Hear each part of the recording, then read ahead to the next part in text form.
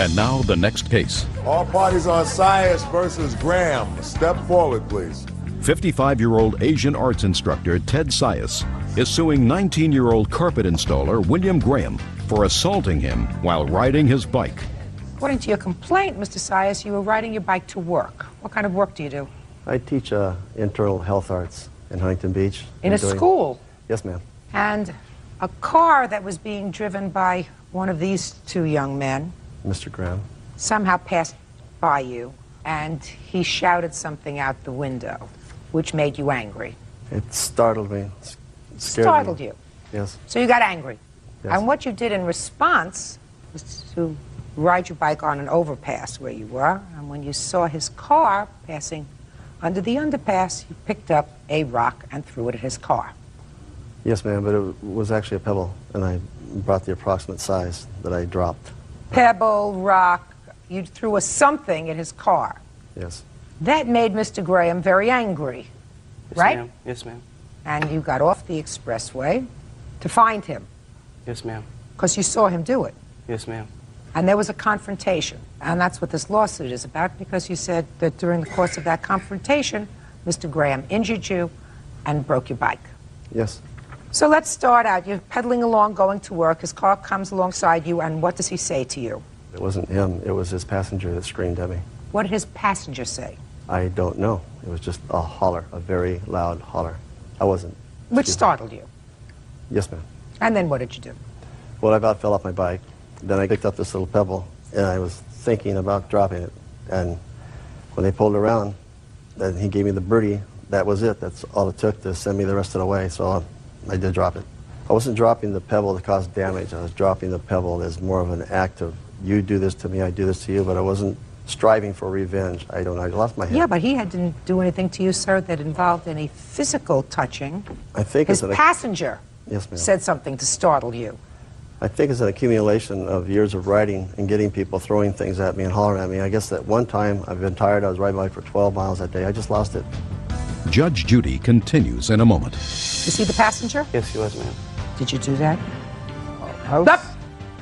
Right there. Real cases, real people. Judge Judy. Ted Sias says William Graham assaulted him while out riding his bike. William claims Ted threw a rock at his car. What was the first thing that was said? I asked him, ma'am, I said, why did you throw a rock in my car? He then got off his bike, and he says, well, you know, you screamed at me. And I'm like, who screamed at you? Well, you know, it's clear he didn't scream at you. Just a minute. He didn't scream at you. Yes, ma'am, he didn't. Somebody else did. Go ahead. It could have been possible that we had been goofing around, laughing, whatever, you know, the case may be in the car, what you do with people. Whatever, somebody in your car spooked him, right? That must have happened somehow. It wasn't intentional. Was he the passenger? Yes, he was, ma'am. Did you do that? Oh, Up! Right there. Right where the finger is. Did you do that to the bike rider? I was... No, look at me. I'm sorry. I was singing in the car, yelling, having a good time, not yelling at anyone out of the car, intentionally. Did you realize you had startled him? No. Now sit down. Go ahead. Okay, so then he pushes me once. I push his hand down. I say, don't touch me again. He pushes me again, I push his hand down, and after I push his hand down the second time, he shove kicked me to my groin area. And I didn't do anything. Then I was going to call the cops. He got on his bike like he was going to leave. And I said, where are you going? And he said, oh, I'm leaving now, like that. And he's like, you're wasting my time. I said, yeah, thanks a lot. I just got my car painted. I just got my car painted, and he dropped the rock and chipped like on the roof of my car. And he says, well, now it just gives you something to do, doesn't it? He gets back off his bike, pushes me one more time. I push his hand down again, and then he kicked me harder in the same exact area, the same type of kick in the groin. And at that time, I grabbed his leg. He went to swing at me, and I hit him in the head, and then I hit him a couple more times. He fell over his bike, which was right behind him. Once he was on the ground, I held him down.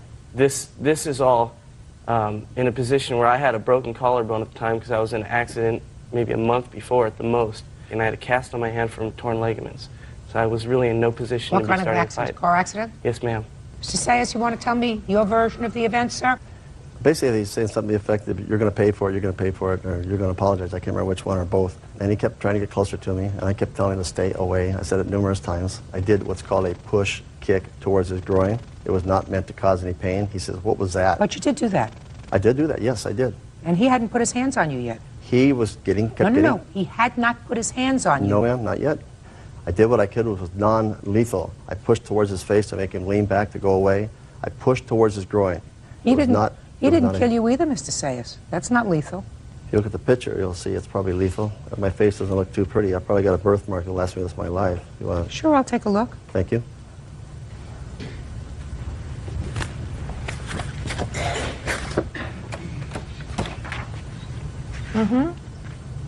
That's not lethal. Nasty, but not lethal. Judge Judy will continue in a moment. You don't say anything in your complaint, Mr. Sayers, about your putting your hands on the defendant first. He's a young man, and very often people say, well, young kids, you know, they're going to lose their temper and they're going to get out of control. I think that it happens with men when they reach maybe age 50. You're not 50 yet, are you? Nowhere near. I know, they do have as sometimes what you describe as road rage. You went to the top of an overpass, you picked up a pebble. You say it was a very small pebble. It may have been, but certainly enough, if that falls on your car fast enough and shatters a windshield, that can cause you to lose control of the car, and it can cause you to go into a tree, another car, another person. It can cause very serious damage, injury, and can cause death. And then when he confronted you, when he stopped the car, which was his absolute right because he had done nothing to you, his partner over here maybe was singing too loud, maybe he was trying to frighten you, maybe he was acting like a jerk, which is possible, because I'm looking at him, and it's possible. But he didn't do anything to you. When he confronted you, instead of apologizing, you put your hands on him first, twice. And it looks to me, at the end of the day, you got the worst of it. Obviously. That's too bad. Your case is dismissed. Parties are excused. You may step out. Judge Judy will continue in a moment. Now, this is case number 182 on the calendar in the matter of Calmetta versus Morris. Parties have been sworn in, Judge. You may be seated. Folks, have seats, please. Mr. Calmetta, according to your complaint, sir, you met the defendant at Home Depot. Yes, Your Honor. And you just struck up a conversation with the defendant. Yeah, she was standing in front of me in line. And she told you that she was buying stuff to paint her house or to do her house, and you volunteered to help her, but then indicated to her that the cost for doing that would be how much? $1,500? Well, Your Honor, actually, I'm sorry, Your Honor, I don't mean to change that. But what had happened was I had given her my card because I was sort of attracted to her. I assume. I've read the complaint. It wasn't more or less, I told her she did need electrical work. I was an electrical contractor. I do building, I do painting, I do remodeling, but my primary job is an electrical contractor. So I handed her my card, and I did make a comment that is sometimes it's easier to hire someone to do the work than try to do it yourself. So? Well, about 3 hours later, I went and finished the job I was on, and I got to the driveway of my home, and I got a phone call on my cell phone. It was her, and she had tried to attempt to paint the condo herself, and she was having a little trouble.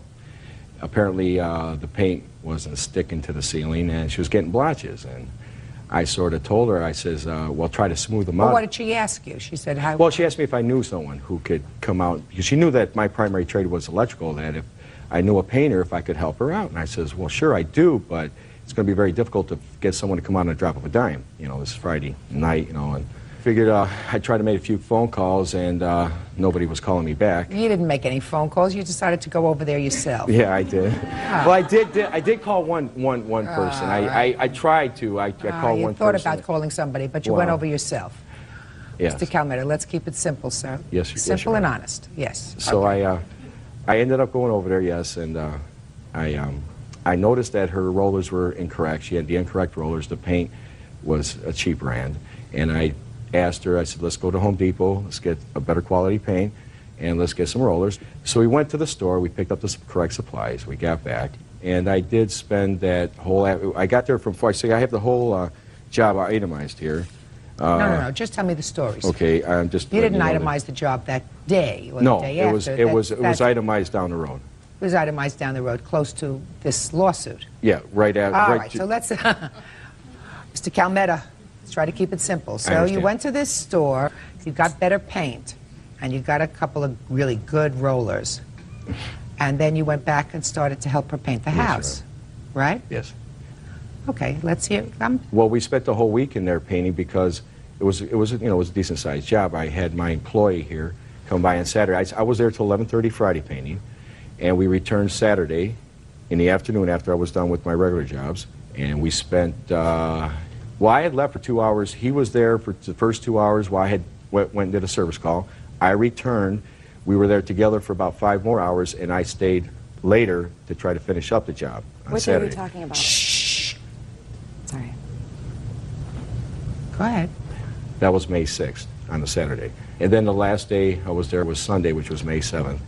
And I was only there for 3.5 hours. Okay, so you were there. Did you finish the Yeah, job? we finished the whole job. It was Good. like, she wanted 2 different colors, so that took a little bit of taping. You finished the job. Yes, ma'am. Yes, Your Honor. And then what happened?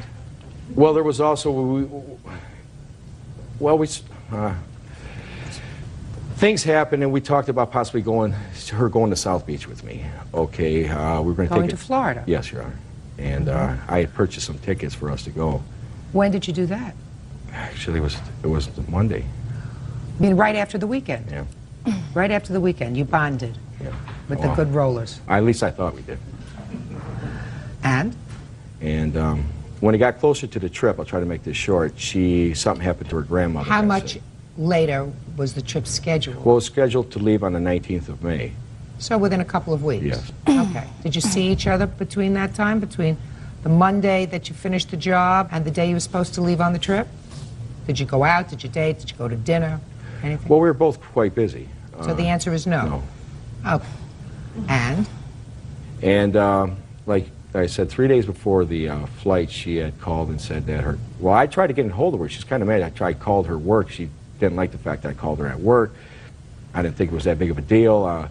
She was at her grandmother's house for a couple days. Apparently she was sick and she couldn't make the trip, and she ended up canceling on me, which in a way I did go on the trip by myself. I have the tickets, that I purchased for her, which I'm not too concerned with about the trip, to be honest with you. Even though I put it on the sheet, I wasn't really going to try to make a deal out of it, because I did go on a trip and I had a great time. The day I got there, I met a beautiful young lady and had a great time in South Beach, and I was kind of glad I went. So it turned out real well. So more or less, it's the trip's not that big of a concern. It's just more or less the work that I So did. you are withdrawing your claim for the plane ticket? Yeah, it doesn't matter. So far, that's a good idea because I didn't hear anything about, well, I'll pay half. Yeah, exactly. So I figured good. that much. So Perfect. All right. Now, with regard to the painting, I also didn't hear anything, Mr. Calmetta, about how much she was going to pay you Well, or your helper. I was going to tell you that. I don't know how you can figure as far as the Friday, because we didn't discuss the rates till about the middle of the job on Friday. She goes, well, what do you charge? She asked you what your fees were. That I- doesn't necessarily mean that she was agreeing to pay your fees. But Well, she asked how much. When they ask me what my fees are, I'm not there to do this for free. I wasn't there to paint the place for free. I more or less made it clear that $75 to come out, and it's $50 per man per hour. Those are my daytime rates. Anything after 5 o'clock, like I said, I have it all itemized, it's double time after 5. Saturday, it's time and a half, and Sunday, it's double time. And I did make it clear to her, I even said it'd probably run about $1,500. Okay. And so, Now- but it did come a little bit more than that.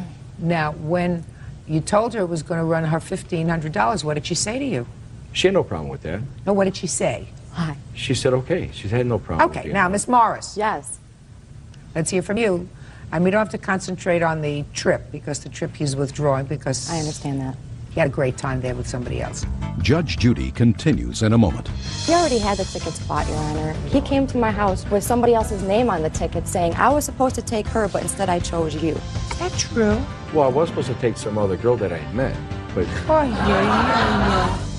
Real cases, real people. Judge Judy.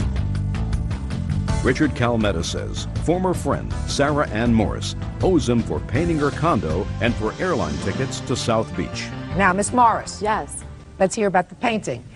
You hooked up at Your Home Honor. Depot. I assume all of that is correct, that you met there, that you called him to come over and take a look and see if he could help you, that you did, in fact, go back and buy different paints, different rollers, etc. He came back to your house and started working. So far, is that all correct? To a point. He gave the wrong dates. It's April 28th. Who cares? 29th. My family was supposed to help me, and they canceled on me. So I was desperate to a point that I needed to get it done. I'm just a go-getter. Once I say I'm going to do something, I like to accomplish it. Okay, so you called him. Yes, I did. You didn't expect him to do it for nothing, did you? No, I didn't. But you just, because you just met the man at Home Depot. Right, I expected to pay him. No, yes, I did, Your Honor. Oh, so how much did you pay him? I offered him Saturday $200. He refused to take it because he began liking me. Well, ma'am, I do a service call for $20. He wouldn't take the money because he knew I'm a young lady. I just got started on my own, and he didn't want to take from me. He makes his own money. He doesn't need $200. Well, this man didn't like you. You were the helper? Yeah, right? He's my employee. Just a second. He was the employee. He was there painting with him. He wasn't crazy about you. What did you think? He was just coming along because he had nothing to do for the weekend? No, Your Honor, I wasn't. Well, what did you pay him? I didn't pay them anything because he told me he didn't want anything. What about him? He was just his follower. He spoke for both of them. Miss Morris. Yes. Pay careful attention, madam. Will do. You called him because you needed somebody to paint for you. I told him yes. And you expected to have that done at a fee. Right. I assume you were helping. Yes, I was. Okay. She was helping. Yes, you. And that isn't the usual standard fare. I mean, I've had my apartment painted, and I don't remember being right in there in the thick of things with a paintbrush when somebody's painting my apartment. Like, if you went to do an electrical job, sir, you wouldn't say to the person whose house you were in, come over here and hold these wires because you're going to hold the wires while I hang the fixture. You come, they leave, and so this was a little different. Because we were on time and material. No. Yes. It was a little different. Well, we were on T&M, though. I did discuss as far as, she was trying to save some time on the job. Well, it was a little different. Yes, it was. And it was a little different, compounded by the fact that the day after you completed the job, you made an investment in plane tickets to take it to South Beach. How many times have you done that when you did your electrical work? Right? Yes, right. All right, so it's a little bit different. You see, my problem, Miss Morris, is that you can't be a total taker. I mean, if he's smitten with you and he wants to invest a weekend helping you paint your condo, that's fine. I agree. But this man deserves to be paid, especially when it certainly appeared that after the painting was done, you had nothing to do with him, even after he bought the tickets and then bailed out. Right? Correct. But right. A lot of things in between that we're not discussing right now happened between mine and Richard's relationship, or friendship, I should say, to make me not want to go on this trip with him. But I withdrew the trip. I understand. So drop that. Just a second. That may be. Don't you understand that a man who is smitten with a woman, whether he's good, whether he's bad, whether he's got quirks, whether he dresses up in odd clothes in the evening, it doesn't make any difference. You know, he feels as if he had made an investment because you led him on over the weekend. You led him on sufficiently for him to plan a trip with you that you initially said you would go on. Initially. What are you shaking your head? No. You mean you didn't initially say that you would go with him? Not really. I was too good to be true. I didn't believe it. Just a second. Don't tell me too good to be true. You initially said that you would go with him. He didn't go buy tickets to South Beach. He already had the tickets bought, Your Honor. He came to my house with the tickets a week before we were supposed to go with somebody else's name on the ticket saying, I was supposed to take her, but instead I chose you. Is that true? Show her the tickets. Is that true? Well, I was supposed to take somebody else on a different date, on a different flight, some other girl that I had met. But it has nothing to do with... Would you step up here, sir? Your Honor, it has nothing to do with her, though. Guys, I mean... Yeah, please. It has enough to do that you put it in your complaint, sir. Tell me your last name. Szynski. Mr. Szynski, you work with or for the plaintiff? Yeah. How many hours did you spend approximately at the defendant's house? It was Saturday from 4 to about 11 o'clock. Just on Saturday? Yep. Okay. Let me see your job estimate that you've made up right before court.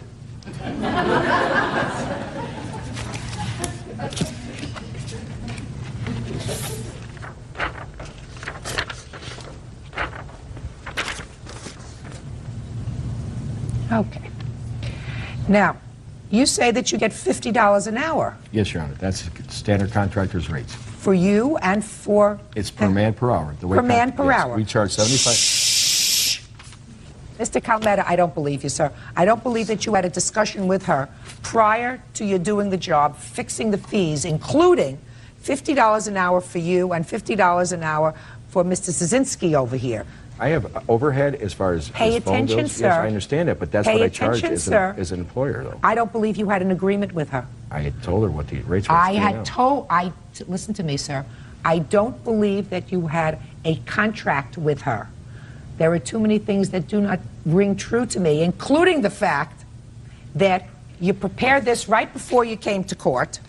You had no signed contract. When you do an electrical job for somebody, Mr. Calmetta, you prepare this first, right? Pay attention. Your Honor, I don't. Mr. Calmetta. You're not saying that you want me to... Mr. Calmetta, you're telling me how I do my business. don't try to talk over me, sir. You're going to lose. Judge Judy continues in a moment. You better make up your mind quickly what we're going to do about this situation. It's not going to go away. If I don't hear from you by the end of the day, I'm going to make your life miserable.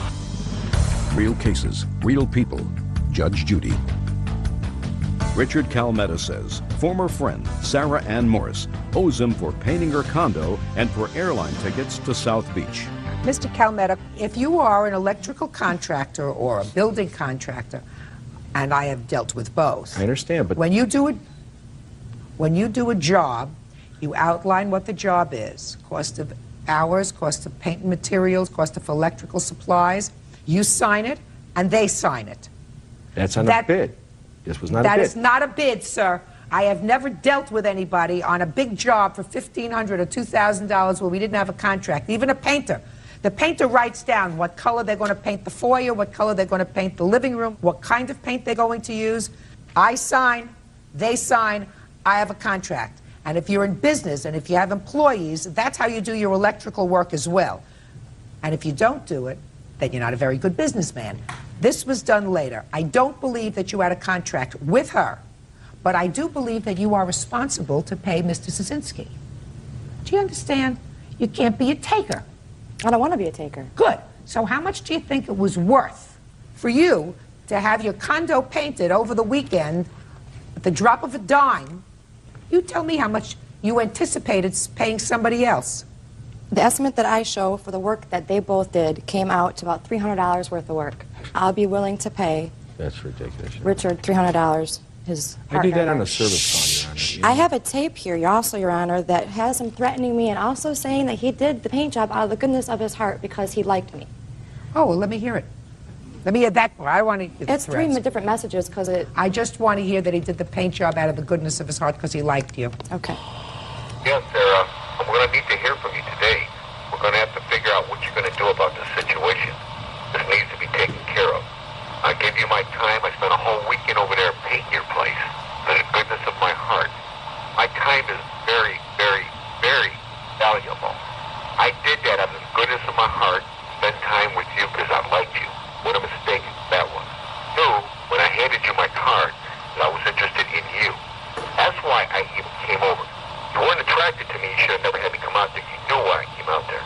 Why I stayed out there. Then the situation the way it went, you should have never accepted an invitation to a trip. But you did. Went and spent money on tickets. I'm not going to eat these tickets. The trip is Wednesday. You're either going to take the tickets and go on the trip, because I'm not going alone.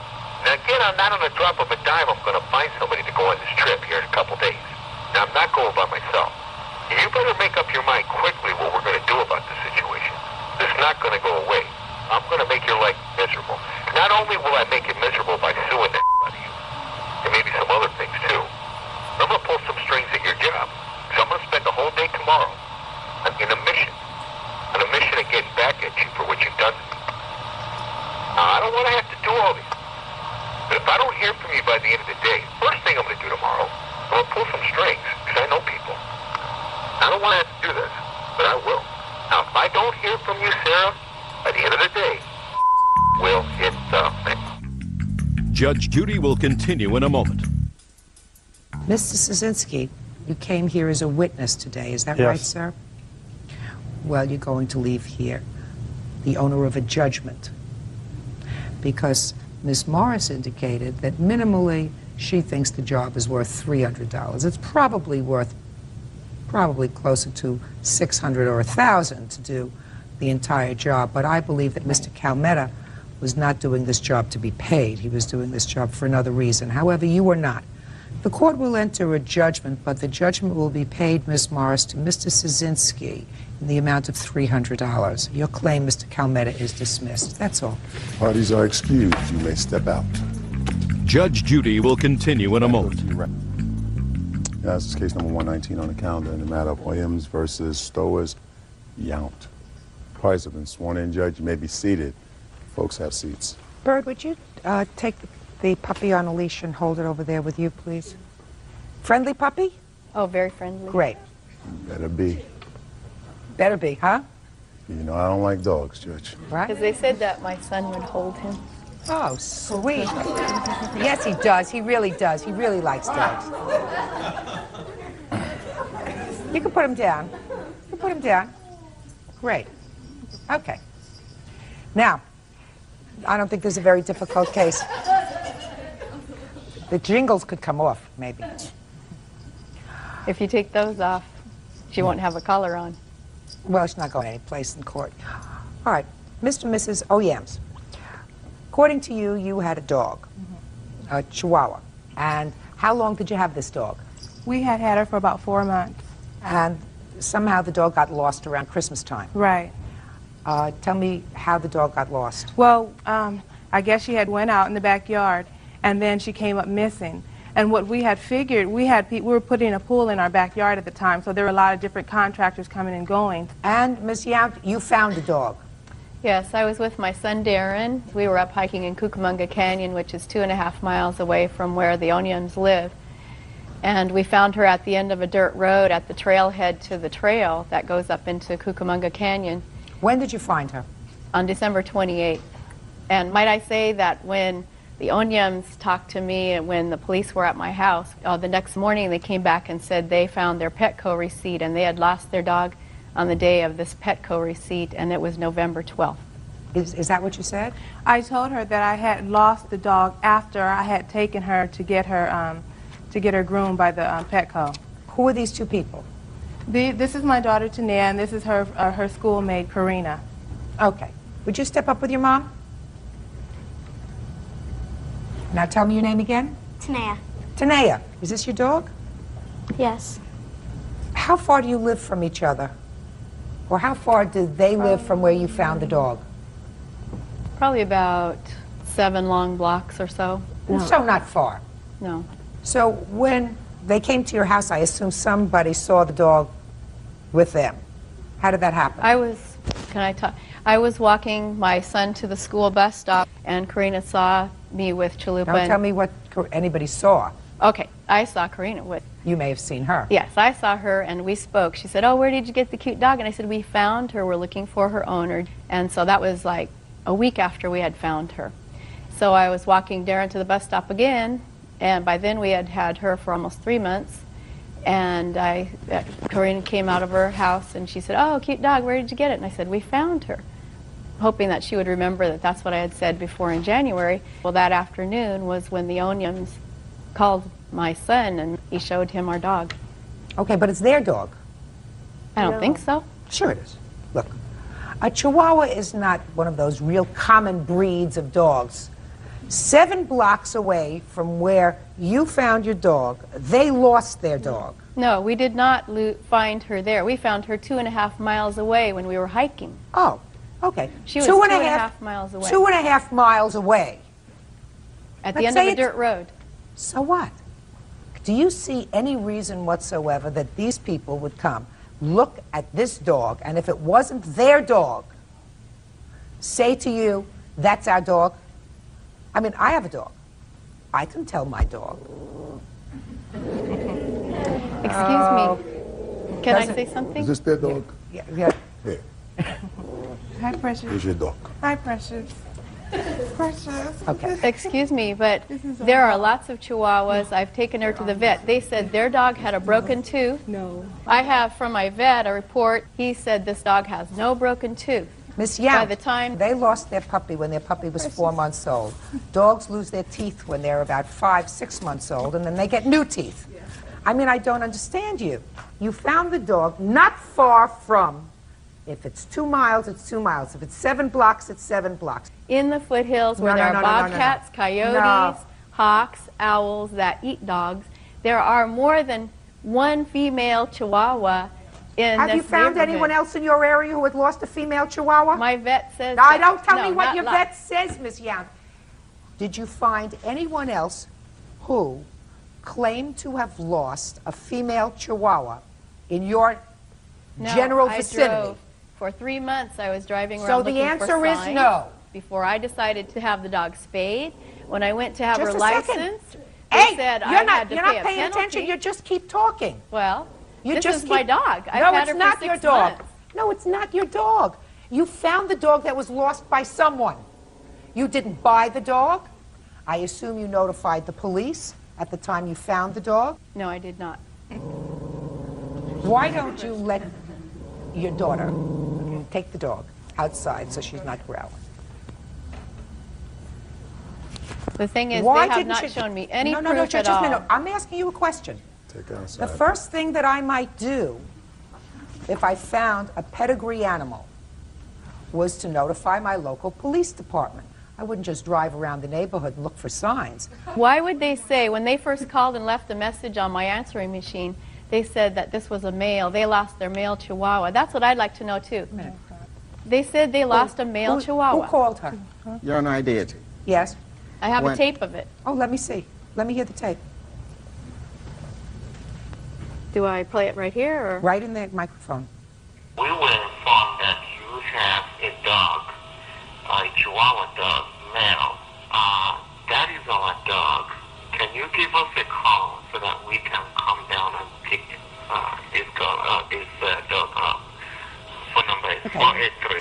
Did you say to her that your dog was a male dog? I mean, I clearly heard you say male dog. Yes, Your Honor, it was a slip of tongue. Okay. Yes. Did you ever take your dog to have your dog groomed? Yes. I took it to Petco. Do they keep a record of They your dogs? do. Can They I do. see? I would like to see whether they listed the dog as a male or a female. Plus, I also have, when I took her to get her shots. I'd like to see that, please. Judge Judy continues in a moment. Somewhere this dog gained 2 months. He doesn't know the difference between male and female. I'm supposed to worry about 2 months? And later today, The argument was over marijuana. I grabbed her by the head and put... won't return their pet Chihuahua. Miss Yount, have you seen this? Yes, I have it right here. Okay. And this said that they still had not had a rabies inoculation on the dog. Stop telling me about rabies. I'm talking about identification. And this says that the dog was 8 months old. So somewhere this dog gained 2 months. I mean... Listen to me. He doesn't know the difference between male and female. I'm supposed to worry about 2 months? Clearly, the dog that they took to the animal hospital, the dog they took to be groomed, was a female Chihuahua, not male. The dog is to be returned to the plaintiffs. That's it. Sure thing. Otherwise, excused. You may step out. I think that wasn't their dog, because we found her in a canyon. There's wolves, coyotes. They're right down the street. He can always come by and see the dog. 21-year-old student Ben Ahrens is suing 18-year-old college football player Brian Payton for beating him up during a night of heavy drinking. Adam Spear has a separate lawsuit against Ben Ahrens for vandalism to his car.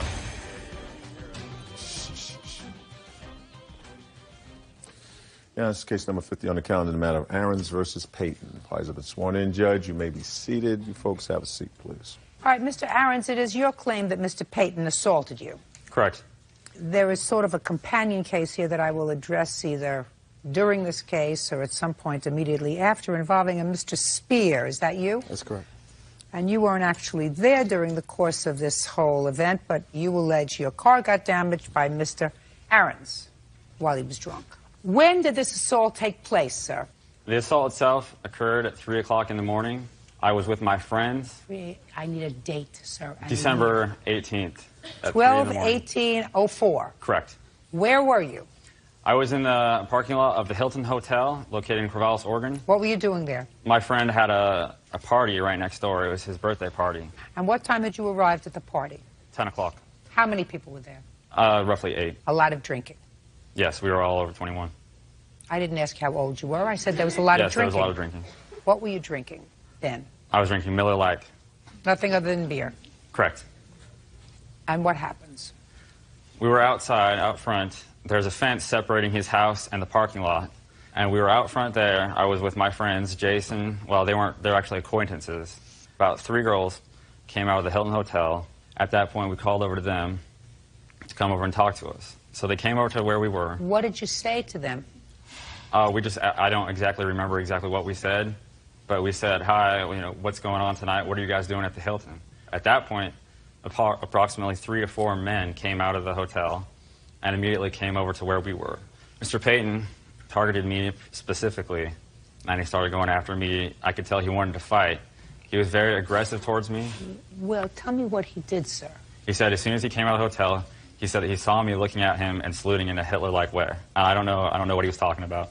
Do you know what he's talking about, Mr. Payton? I know exactly what he's talking about. What is he talking about, Mr. Payton? When I walked out of the hotel, we walked over to the young ladies, and they seemed upset, so I walked over and asked him to stop, and he was on the other side of the fence, and he gave me one of those. Can I interject at this point? What were you doing at the Hilton Hotel that evening? The dorms were closed at our university, and I was staying there for a school function. Okay, and what time had you started drinking that night? I'm 18 now, I didn't drink. Okay, Ben. So you're outside. And I'm speaking with my friends. It becomes a verbal altercation at that point. So I came over to the fence. So you jumped over the fence? Correct, yes. Why didn't you just go home like you were planning to go? I wasn't planning on going home that night. Well, what were you doing outside, Ben? We were just out front of his house so that we didn't wake up his friends. I don't understand that, Ben. You were outside because you were making too much noise to be inside? That would be correct, yes. At that point, I explained to him what I was doing. What did you mean you explained to him? What does that mean, I explained to him? I told him, I repeated the motion of this. I told him that's the only thing I could have possibly done at that point when he came outside. I told him that. He said, okay, that's all right. And then we shook hands. We exchanged names. We asked them what they were doing, and they said they were going to go and get beer and food. So they got in their car, and they took off. They came back about 10 minutes later, maybe 15 minutes later, and we were still outside. What were you doing outside, Ben? We were just sitting on the curb. There's a curb. We were just sitting there. We were just talking amongst ourselves. Go ahead. The 3 girls that were with them, I believe they went straight into the hotel, or they went they didn't want to talk entrance. to you anymore. I don't know if they didn't want to talk to us anymore, or if they were just They didn't back. want to talk to you anymore. They went right inside. They went inside. Go ahead. Peyton and his friends, they stayed with us out there, and we talked. And at that point, there became a verbal altercation between Mr. Peyton and one of the witnesses, Brown. And I believe it was over food. I believe he asked them if they brought him any food back. Where is Mr. Brown? Mr. Brown is unable to come. So he's not a witness? Okay. Because no. he's not here. Okay. So Mr. Brown, one of your friends, asked Mr. Peyton... Well, he wasn't my friend, he was my acquaintance. Your acquaintance? Correct. On your curb? Yes. Asked Mr. Peyton how come they didn't bring him back any food. Yes. You think that was because Mr. Brown maybe had a little too much to drink? Possibly, yes. Keep going. So at that point, there was a verbal altercation between him and Mr. Peyton, and I believe Jason might have gotten involved in it a little bit. At that point, I got up and I got in between them, and I pushed them aside, and then I'm not sure exactly what he did. That's about where my memory ends. Shortly after that point, it was because he had struck me to the face. I received a massive concussion. I have photos here if you'd like at this time. You can take a look at that. I fell back. I hit the concrete. I lost about 1.5 pints of blood. You can see my cheek there. It was possibly dislocated. Looked like you fell back really hard. Yes. At that point, I had a concussion. I do not remember anything from that point Good. on. Now, Brian. Yes. Let's hear it. Like you said, the young ladies did come out there. Why don't we start with the young lady? Oh, okay then. Because you weren't there. The young lady was there first. Is Can I that right? interject at this point? No. Okay. You came out at some point of the Hilton Hotel. Yes. Ben and his friends were yelling at us, and what were they yelling? To come over and like what were our names, and we could tell that they were very intoxicated. And then the boys came out and were like, these guys won't leave us alone. They keep yelling at us, and they're very intoxicated. And so I believe that Brian asked them to leave us alone. Did you go out with Brian and his friends for some food? Mm-hmm. Yeah, that would be a yes. Yes. What happened when you came back? we got out of the car and they started yelling and stuff like that, and then Ben started beating the car. And the car alarm... Whose car was it? Mine, Your Honor. Your car. He started beating with what? With his fists? And the car alarm was going off. All of us actually asked him numerous times to stop it, and he wouldn't. Brian went up to him to get him to stop, and Ben turned around really fast, and his fist came up, and so Brian obviously felt threatened if he was beating the car this much, and so Brian hit him, and he fell back on the ground and hit his head. Okay. The police were called? Yes. You have the police report? I have the police report. And I'd like is to there see it, something I please. could say? The police interviewed all the witnesses. I'd like to see both police reports, and Ben, I can read. You don't have to tell me what it says. Can I just point one out thing, though, please? Yes? They interviewed all the witnesses there, and they took down their names. Her name's nowhere in the police report. Well, it may not be in the police report, but did they take down the names of the 3 girls who were... No, they did not. Well, so? I don't recognize her at all. I'm not sure who she is. They interviewed everyone who was there at the time of the incident. Listen to me. You were so blind drunk, not a question in my mind, that you wouldn't know her if she came up and bit you in the behind. You said there were 3 girls that came out. It's my job to ascertain who tells the truth and who lies. She told a very cogent story. There is no reason to say that she's lying about being one of the 3 girls that came out that night that spoke to you. Why didn't the police interview her then? I have no idea, sir. I have enough trouble figuring out why I'm here. Judge Judy continues in a moment. We were drinking, him included. He started picking a fight. I can quote him on, I can kick 2 of your guys' right now. Hands off your hips. Real cases, real people. Judge Judy. Ben Aaron says, during a night of partying, he was assaulted by college football player Brian Payton. Brian says Ben was drunk and out of control. In a separate lawsuit, Adam Spear is suing Ben Aarons for denting his car. How did you get the injuries to your hands, sir? How did you get the injuries? I didn't have any injuries on my hands. I noted that Mr. Aarons had injuries to both of his hands. He had abrasions and red marks on his fingers that were consistent with him striking something. This is the photograph of the injury to my hands. This is the dent that my hands allegedly created. That's one hand. I'll take a look at it. Absolutely. If you look in the report, it says injuries to both hands. Right. If there is injury to both hands, you would see it. The only thing that photo shows is a red strap mark from where I was strapped into the stretcher. You can see that. No. Police officer noted, sir, that there were massive dents on a car. That would be Mr. Spear's car. And the police officer said to you, did you strike that car? And you said, I don't remember. That was the answer that you gave to the police. Correct. Police also said that in addition to beer, you drank liquor. Yes. That's what you told the police. Okay, yes. You didn't remember to tell me that. I'm sorry. Police officer also noted that you and your friends were all drunk. Right? Correct. Okay, good. Could I interject with one more thing, please? I have a medical report from when I was there. They did a full body analysis on me. There is nothing in there about any injury to my hands. The only thing I could have imagined that he would have seen is I have a medical injury. Let me explain something to you, sir. You hit his car. You were drunk, and you fisted his car. You may not remember it, but that's what you did. That's what happens when you drink too much. Ben? Allegedly, yes. That's what happens when you drink too much, sir. You act goofy and stupid. You try to pick up girls that don't want to have anything to do with you. You hang around where you shouldn't be hanging around outside. And you act goofy and stupid. And you get yourself into trouble when you drink too much. Isn't that right? Not entirely, no. Well, you were acting goofy and stupid, too, according to the police report. All of his friends were drunk. Oh, does it specify my name in there? Were you at the party? Yes, I was. And you weren't drunk. They didn't take individual I statements. didn't ask you that question, sir. I said... I was drinking, but I was not drunk, Your Honor.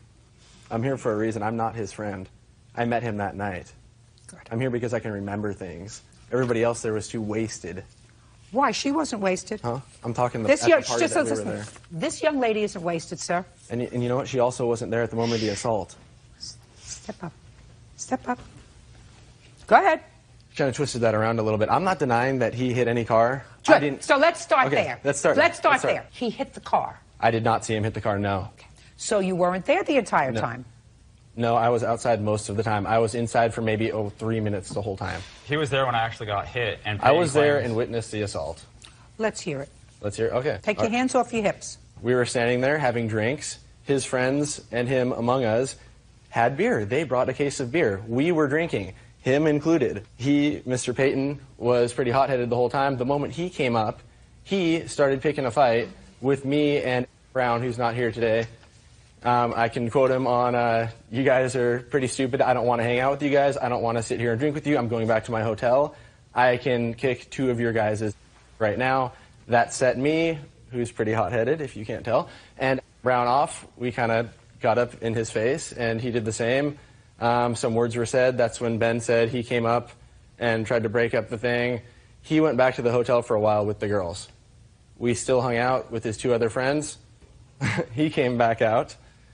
And Hands off your hips. all right. He came back out.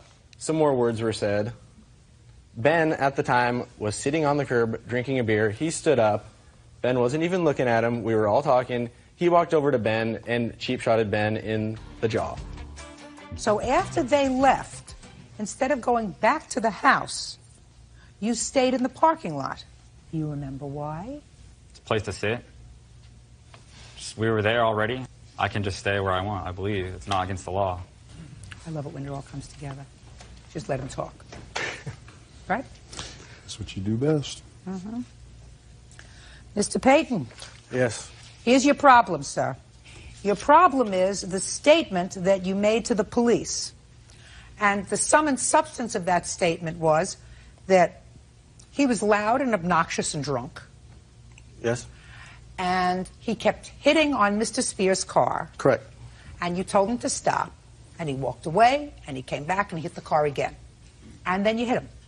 That's basically, yes, what happened. I didn't intentionally walk to him to hit him. Like, I came back around the vehicle because I walked through the back of the vehicle towards the Hilton. Whatever. Let me tell you what you said to the police, Okay. Mr. Payton. You said to the police, I told him to knock it off.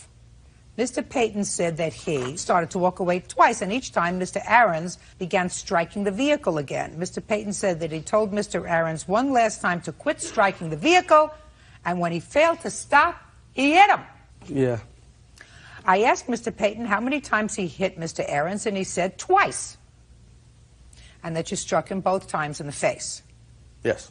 And you said you were shocked that he fell down because you didn't think you'd hit him that hard. Well, but he was drunk. Yeah. Now you can stand up. I'm going to hear this other case. You want to get that folder now because I don't have to hear it twice. I've just heard the facts of the case. This is Spear against Aarons. Case number 49. Very good. You have an estimate for the damage to your car? Yes, I do. May I see it, please? Would you like the court fees that it's been costing me? No, just the damage to the car. Yes, ma'am.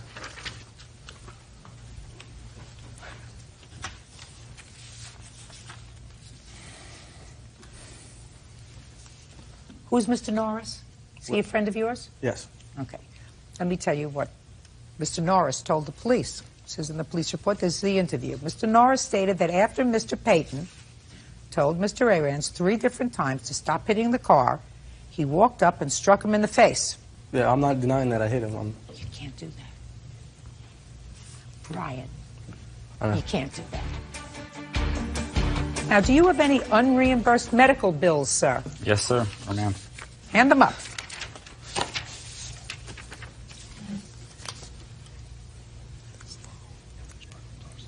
These are all unreimbursed medical bills, is that right? Correct. You had no insurance. My insurance was denied, yes. No insurance. You go to school full time? Yes, ma'am. Mm-hmm. You have a job? No, ma'am.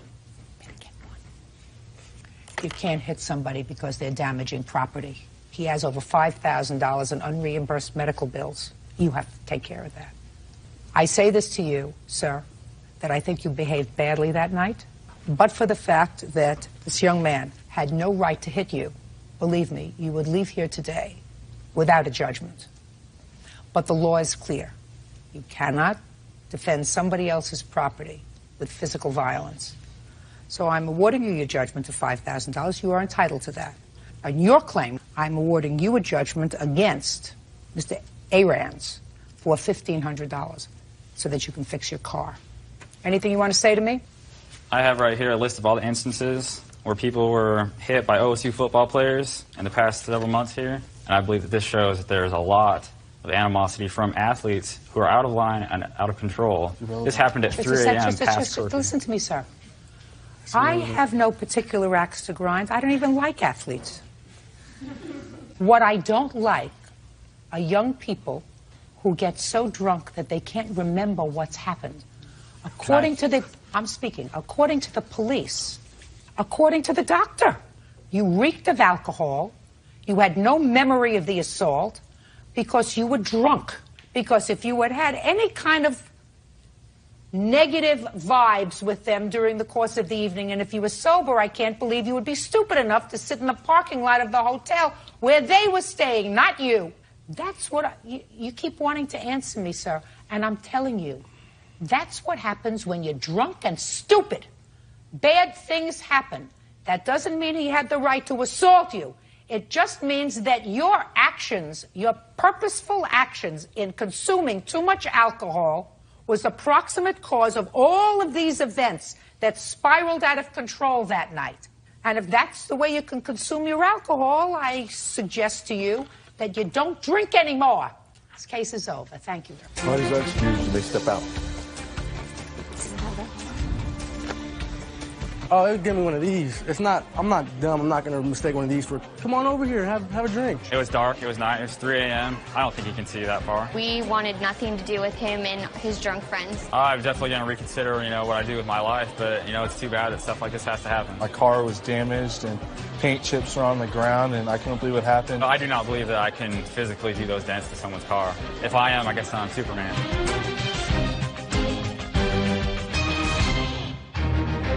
Business owner Jared Bledsoe is suing his ex-girlfriend, salon apprentice Michelle Ha, for loss of business as a result of having his cell phone turned off. Michelle is countersuing for an outstanding phone bill and the return of a printer. Quiet in the courtroom. Yeah, this is case number 69 on the calendar in the matter of Bledsoe versus Ha. Parties have been sworn in. You may be seated, sir. Have a seat. Mr. Bledsoe, you and the defendant were involved in a relationship, according to what I read in your complaint. There came a time when you needed a cell phone. Correct. You didn't have sufficient credit to get one yourself.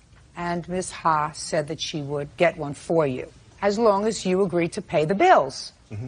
She got a second phone on her account, or was this an account that you had solely for him? No, it was already, and he took it over. It was already in existence. Mm-hmm. And then you started a business. Correct. And you didn't have an office, per se, so that your cell phone was your office. Correct. We're a mobile service. So that you had business cards and stationery printed up, all with the cell phone number on it. Yes. What kind of business is this, Mr. Bledsoe? We manufacture and install a paint protection film for cars. It's otherwise known as a clear bra. It's on the front of the cars to protect them from getting rock chips. From getting what? From getting rock chips and damage on the front of the car. This is a lucrative business? Yes. And then the two of you broke up. Correct. This is what your lawsuit is about. You say that because Ms. Ha refused to let you keep the number, to keep the account going, and you lost the number, not only did you lose a lot of business, but all of the cards that you had printed up and the stationery that you had printed up are no good anymore because you had to get a different phone. Right. Explain to me, sir, how this is a lawsuit. All right. We had broken up in March of 2004, and until December of this past year, I was still paying the cell phone bill, still using the phone. She had contacted me and said that she wanted to get the cell phone out of her name, and I said, that's fine. And the following day, we were going to meet down at the Singular store because I needed her to go in and say it was okay for me to have that phone number. And so she agreed to go down there. She didn't show up that day. Then after we tried to meet and she wouldn't come, and eventually she said, I'm not going to give you the number. My brother, who's also a partner in business, also spoke with her on the phone for about 45 minutes one day trying to see what we could do to maintain this number, and she just refused to do it. We ended up that month of February going 33 days without any business due to not having anybody being able to contact us through the new number. Mr. Bledsoe, let's say I believe everything that you said to me. What you're complaining about is that she wasn't being a nice person, right? Correct. Correct. She knew without a doubt that without giving me that number, she knew she would hurt business. Where is her legal obligation to give you that number? I guess there's no legal obligation that she had to give me that number. That's true. But Ms. Ha has a counterclaim. She says you weren't paying the bill. The very last bill, I did not pay the very last bill. And what month was the very last bill, Mr. Bledsoe? The cell phone was turned off in the middle of January, so it would have been the December to January. When did you get that bill, Ms. Ha? Well, I received several bills, and I actually agreed to let him keep the phone as long as he paid for the bill. His brother first told me beg, and I said, nope, I'm not going to give him the phone. And I totally refused. And then finally, I said, you know what, you can keep the phone, just pay for the bill. I texted him. I said, you can keep the phone. He even texted me back and said, I appreciate that you're going to let me keep the phone. I thought everything was going to be squared away. He's going to go pay for it. He still didn't pay for it. So well, let me see the bill. This is just the one. Are they all outstanding bills? No, I'm sorry. Well, then just give me one thing. I'm getting older by the minute. You owed her $497.57. Originally, she had said that her mother was going to use that phone. Therefore, when I switched the numbers over, there wasn't going to be any cancellation fee or anything like that. Because she drew it out over a 3-week period of time, not deciding whether she wanted to give me a number or not, then they canceled the phone and they added on a $200 cancellation. They canceled the phone after 3 months, not 3 weeks. Had he been paying the bill regularly? Yes, well, it was never on time, but he was until the last. Well, why do you think, Mr. Bledsoe, that after she said she would let you keep the phone, she decided against it? If you like, if I could bring my brother up, because he spoke with her directly about that question. Your name? My name's Craig Bledsoe. I spoke to Michelle. She agreed to give the number, and I don't know what her problem was, but all of a sudden she wouldn't do it. And then she would, and then she wouldn't. Just a second. Yes. That's a lie. Mr. Bledsoe. Yes. Try looking at me. Okay. This is not an audition for an acting class, sir. Okay. Did she ever say to you, you owe a bill? No. Is not an answer. Oh, did she ever say to you, you owe a bill? She never said to me that I owe a bill. Yes, he owes a bill. Okay. Correct. Now, come back to you. Did you ever have a discussion about paying the bill? Yes. Well, that's the problem, sir. There was some misunderstanding and miscommunication about paying the last bill. I had no problem paying the bill and, in fact, offered her money so that we could have that phone because that phone number is so crucial to our business. Mr. Bledsoe, how many months after you broke up, or she broke up with you, who broke up with who? It was mutual. Mutual. How much after the breakup did this incident occur in December? When did you break up? In March. So for a long time, you had the phone. That's correct. And for a long time, there was no problem. Correct.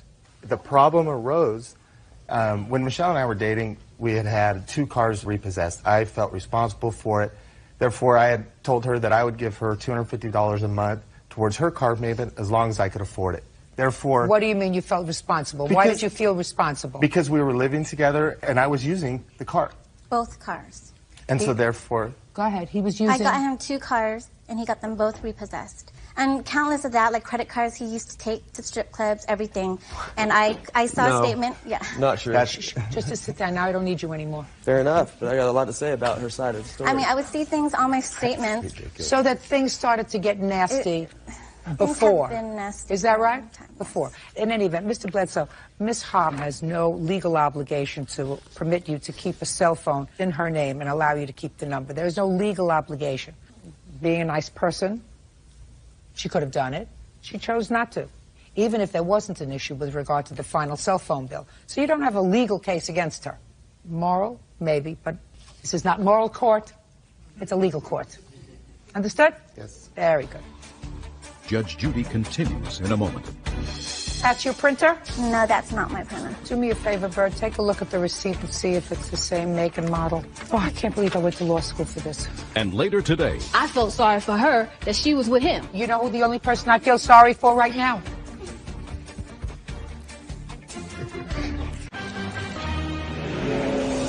Real cases, real people. Judge Judy.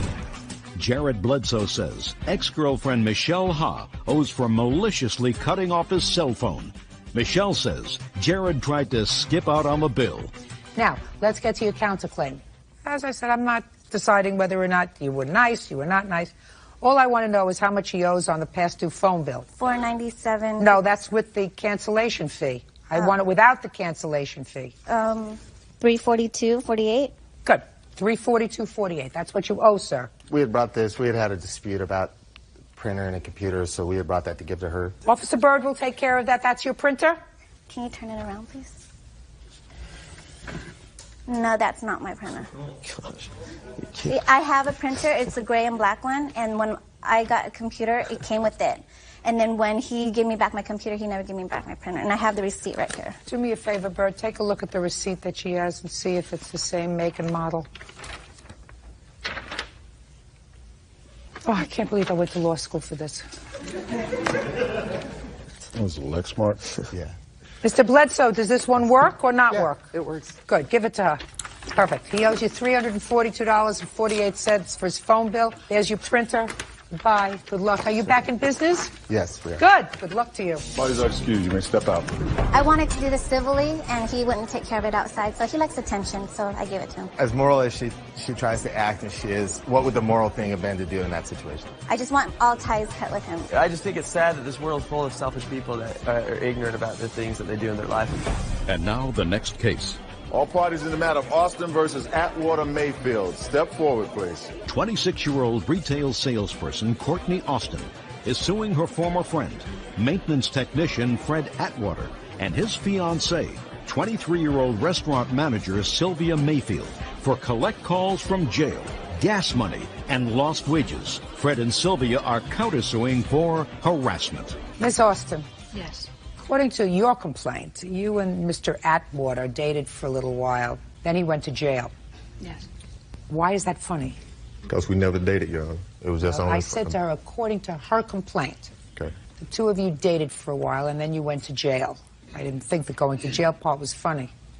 And while he was in jail, he made a series of collect calls to you. Correct. And it went something like this. He would call you and ask you to connect him on a three-way call Correct. to this lady here. Initially, it was his sister. Well, that's what he told you. That's what he told me. But I said, to Yes. this lady here. Yes. Who happens to be his fiancée or girlfriend. Yes. Shh.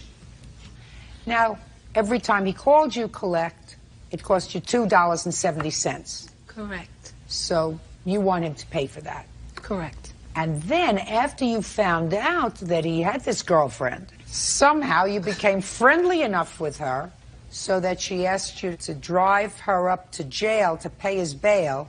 Correct. And not only did you do that once, you did it twice. Correct. And now, Miss Austin, you're bothering me because you want the money back for the collect calls that you accepted and your gas and time when you took her to jail. That he said he was going to pay for. Let's go back. You met him when? He introduced himself by leaving this note on my car. Okay. Where did he see you? He works in my complex. Okay. So it worked.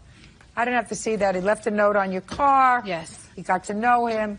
According to him, you were friends. According to you, you dated for a little while. What I want to get to is, because I have other things to do today, and this is particularly fascinating to me. When women do stupid things, I get frustrated. At first, he told you when he went to jail, by the way, what did you go to jail for? Child support order. Drug abuse and hitting her. Was it a civil commitment or a criminal commitment? It was civil. Civil. You hit her, and that's how Shut you got up, in shut jail. up! He told you when he called you from jail that the person he wanted you to connect him to was his sister.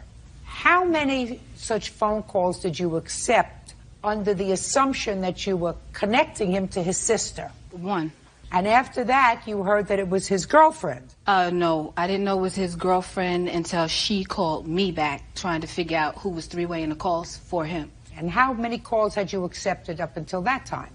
2 or 3. And how many did you accept after you knew that she was the girlfriend? It says here 35. now we know that he's lied to you. Yes. And he's in jail. Yes. Why would you believe that he's going to pay you for these calls when he's lied to you about who the person is?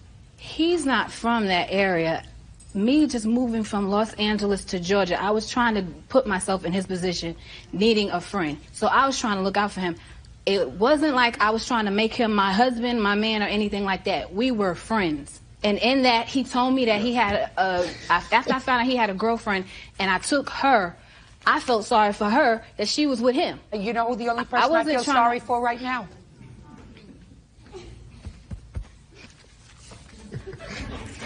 Miss Austin, how much did it cost you, all this stupidity of yours? How much in phone calls? Between 150 and 175. No, between 150 and 175 is not an answer when you're in court. 150. $150.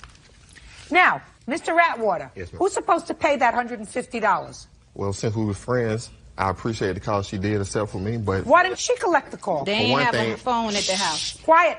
for one thing, Your Honor, we had a cell phone. We didn't have a household phone then at the time, and we can't make collect calls to her, so I thought I would call her. And she was notified before she accepted the call, $270 per call. She had an option to hang It up does or not accept say that. If you say one more word, I'm just going to throw you out. Do you understand? Yes, Your Honor. Good. She was opted to either accept the call or not to. Did you tell her that you would pay her back for I these never calls? told Courtney I would pay her. She told me every time I would call her and she do the three-way, she'll tell me to hang up and call right back. I don't know what that means. Okay, like you get 15 minutes for $2.70. So after the phone call, the 15 minutes is up, she would tell me to hang up and call right back. And you would do that? Yes. She And accept the call every time. I didn't. Sorry. Am I looking in your direction? No. Mr. Atwater? Yes. Is it your statement to me that you never said to Miss Austin, please do this collect calls because we have no phone in our house, so if you do this for me, I'll pay you back when I get out? I never told her I was going to pay her. I don't believe that. See, that I don't believe. That I don't believe. I believe you told her you'd pay her back for the phone calls. That's Your one Honor. bit of stupidity. You may not have meant it, Mr. Atwater. Your Honor, I'm speaking. What did you ever do for her? I never did anything for her. That's what I mean. Why in the world? Because we were friends, Your I'm Honor. That's all speaking. we were, friends. I'm speaking. Did Miss Mayfield know that she was your friend? Not at the time. She was in Miami at the time. Exactly. And I did. Quiet! Just to answer my question. I said, did Miss Mayfield know that Miss Austin was your fiancée? And you said no. That's the only information that I need. Now, as far as taking her to and from the jail, tell me how that came about. Fast! Basically, he told me that he was going to pay me the money when he got out. She needed to go pay his bail money. She had $500. His employer put up the other $500. I took her to go get the money from the employer. We went. We didn't make it that day. I had to take her back the next day to go pay his bail. They wouldn't release him because he had a drug charge and he had hit her, which is originally why he went into jail. Then we had to go the next day, something about getting his clothes because the county would put him in jail. You didn't have to do anything. No, I didn't. I did it out of goodness of my heart. That's right. So then don't bother me about it if you did it No, out of the he goodness told of me your he was heart. going to pay me for it. It wasn't like he said he was going to pay Miss me for my Austin? trouble. Miss Austin, you did not have a contract with Mr. Atwater, and you certainly I didn't do have a have one contract right with here. Mayfield. Yes, I do. Good, then let me see it. Exactly what I said, Miss Austin. It says you can threaten us all you want. We'll pay for your phone bill. Nowhere does it say that they're going to pay for you taking her to and from jail. I believe that he said to you, if you accept these collect calls, I'll Your Honor, may I speak? put your hand down. That he agreed to pay for the phone bill, but for nothing else. So that's your claim, $150. Now, you have a counterclaim for harassment. Yes. Get to it fast. Okay, and that statement right there, what she has on the second page, that was after she brought the cops to our house. So we put it in writing. The cop told her to go ahead, take it to the courtroom and file the claim. Put And your she hand down. did that. Just a second. And she did You that. said here, I'm going to pay you the money for the phone bill. Stop bothering me. Exactly. Right. But she never stopped. Let's get to your counterclaim. You've got a counterclaim for harassment for $500. I'm going to hear you. 10 seconds or less. The harassing emails, taking notes to our door, bringing the cops to our apartment complex where that is not tolerated. We cannot have no kind of commotion going on. Why didn't you pay her phone bill? Because I never did tell her that, Your Honor. I never don't did believe tell that. her. And she was trying to collect a debt. You're not supposed to take advantage of people, Mr. Atwater. Yeah. You're not supposed to take advantage of people's feelings and emotions. One girlfriend is in Florida, one friend is here. Friendships usually work both ways.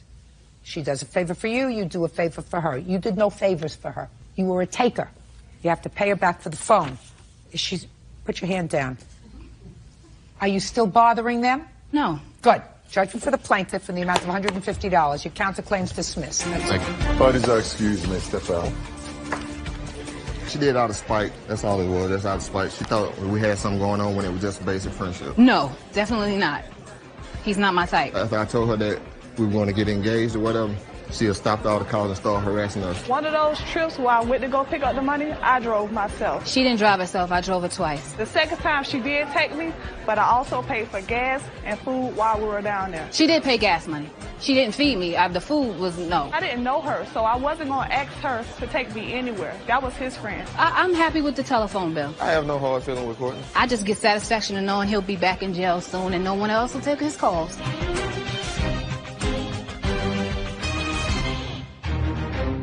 26-year-old sales rep Veronica Lopez is suing her former roommate's mother, dispatcher Christy Malden, for stealing her dog and the dog's puppies. Christy says Veronica is a neglectful pet owner. Yeah, this is case number 80 on the calendar in the matter of Lopez versus Malden. Parties have been sworn in. You may be seated. Have a seat. Miss Lopez, it is your claim that the defendant, who is the mother of a former roommate of yours, Yes. stole your dog and her puppies, and you want to be compensated to the tune of $1,900. Yes. The defendant says that you neglected this dog, that she spent over $1,000 in vet bills putting the dog in a reasonable condition, and that she ultimately sold the puppies. We'll find out what she did with the dog. I understand that this was not the first time your dog had puppies, according to your complaint. Is that right? That's correct. What kind of a dog was it? It was a Chipu, half Chihuahua, half Poodle. Where did you get the dog from? It was a Christmas gift to my daughter from her father for Christmas of 2002. How many litters have you had with this dog? This is the second one. Who did you breed her with? It was actually a situation where there was a dog, a poodle, that lived around my area. And I had a doggy door, and the dog was able to squeeze through my gate. And while I was at work, she got pregnant while I was at work. So what you're telling me is you don't know really who the father was? No, I do. I know the dog. I know the dog. So it was an accident? Yes. Why didn't you have the dog spayed? Because I figured that I had it fixed. I had intentions of doing it, but it happened too quickly. Well, that doesn't happen too quickly, madam. You got the dog as a puppy in December of 2002. Well, within 6 months, you had the dog spayed. And if you didn't have the dog spayed, then you know that you could run the risk of the dog having puppies. Well, I had intentions of maybe breeding her, but I wasn't expecting it to happen the way it did. In August of 2004, she had her first litter? Yes, that's correct. And is that the first time that Miss Malden helped you? Yes, that is correct. And tell me about that. Well, I was at work, and I had another roommate at the time. And when she let me know that our dog, Zoe, was going to have puppies, and that she didn't know what to do, so she contacted Christy to help her out. Well, you told me she called you at work. She called me, right, to tell me, and I... She called you at work, and what did you do, Miss Lopez? I was going to come home, and she's like... And then I was going to come home. She said that she knows Heather. Heather's mom is good with dogs, so she's going to call Heather's mother and see if she would help her out. So she... Why didn't you go home? Because I was working, and I couldn't... I was... Because I had... My roommate told me that she was able to handle it, so I didn't go home. How many puppies were delivered in August 2004? There were 4. All born alive? Yes, all of them. All of them survive? Yes. Did you sell all 4? I sold 2. What happened to the other 2? The other 2 is a sad story. Well, let me hear. I'm interested in sad stories. 4 were born alive. You sold 2. What happened to the other 2? Okay, well, my... Let's get the story, please. Are the other 2 alive or dead? No, they died. When did they die? They died about 2 months after they were, or a month and a half after they were born. Were they in your custody when they died? They were. Had they been taken to a vet up until that time? The answer is yes or no. No. Okay. So now you have puppies that are 6 weeks old that you didn't know how to deliver. 2 of them died after they reached a month and a half old. So that was clearly your fault. No. It wasn't. What did they die from? Well, okay, again, I had to go to work, and it was hot. It was in the summer. So my air conditioner broke, and my dog, it was, how do I explain this? Okay. It was really hot. My dog was, okay. I ended up putting, okay, I had a dog house outside on my patio, and I put my dog and the puppies outside at night because my air conditioner broke at night, and it was extremely hot. It was so extremely hot. Well, it was cooler night, so I put them outside, and again, my roommate and I agreed, that I would, that they would go outside. I'd go to work in the morning. She would go and take them and bring them back in the house. Well, I went to work, and she ended up sleeping in, and I guess two of the puppies crawled out of their doghouse, and they died. So again, it was somebody else's fault. No, it was not somebody else's fault. It was my fault. Good. Okay, now you should have understood, Miss Lopez, that breeding dogs was not for you. I wasn't breeding them. It was an accident. It wasn't something... An accident happens once. Okay. Then you take the dog to have the dog spayed. Right. You did not. No, I did not. So the dog got pregnant again. Do you want to tell me how that happened? It was by the same dog. And it was the same way. Same dog, same way. And you did the same thing. You called the defendant. I called her this time, yes. I said you called the defendant. Yes. I read your complaint, and you called her and said what? And I told her, my roommate trusted that you helped deliver Zoe's first litter, and I was like, I need to go to work again. And I asked her if I could bring Zoe over so that she could assist in making sure that she was okay, because I realized that her water broke. And so she, I asked her and she agreed. So I went over there and I dropped Zoe off, and I told her that I would come back and, check up on the puppies. Well, when did you come back? I went to work, and then I came back the following day. When did she have the puppies? She had them that day. What was the date? It was January. It was about January 30th. Is that the date? No, it was. What's the date? She brought them to my house on the 20th. She delivered the puppies the 21st in the evening. She delivered the puppies on the 21st? Right. Yes, ma'am. When did she come back? Sunday. Which is what date? Well, that would be the 23rd. 3 days after she brought the dog to your house? Yes. Okay. Now, Miss Lopez, between August of 2004, when your dog had the first litter, right, and January of 2005, how many vet visits did your dog have? She had 2 vet visits. You have the forms? I don't have those. What were the visits for? It was just a checkup. That's it. Getting her shots, and that was it. What's the name of the vet? The vet, I don't have that information. How many dogs do you have? I only have 1 dog. Well, if you only have 1 dog, then it's not a problem with remembering the name of the vet. You remembered what happened in August of 2004 pretty much verbatim. Right. So just the name of the doctor. I don't have that information. I'm sorry. Judge Judy continues in a moment.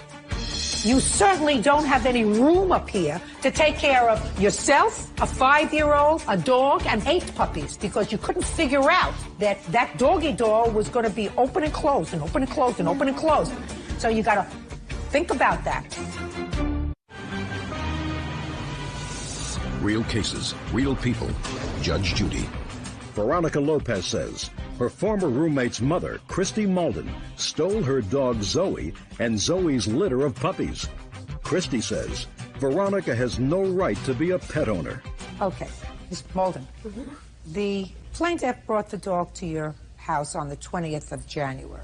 Yes. You delivered how many puppies? 4. Were you aware of the fact that the plaintiff was responsible for the death of 2 of the puppies that you had delivered the previous summer? Yes, ma'am. I was very upset when I found that out. After you delivered the 4 puppies, and they were all born alive? Yes, ma'am. Did they all survive? Yes.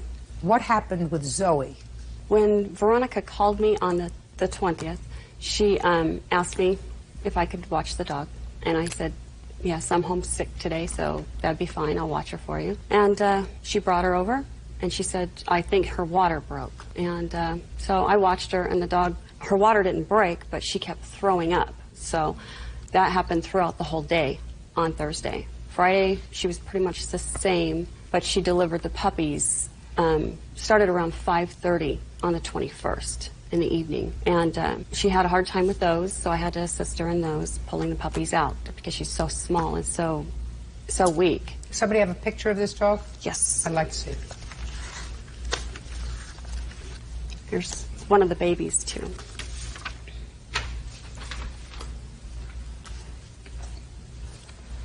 That was when the puppies were 3 weeks old. Okay. When did Zoe have to go to the vet? Well, Sunday, Zoe started having diarrhea in the evening. By Monday, she was throwing up. I had put her in my bathroom with the babies and came back at lunch to check on them, and she was laying in both feces and nursing the puppies at the same time.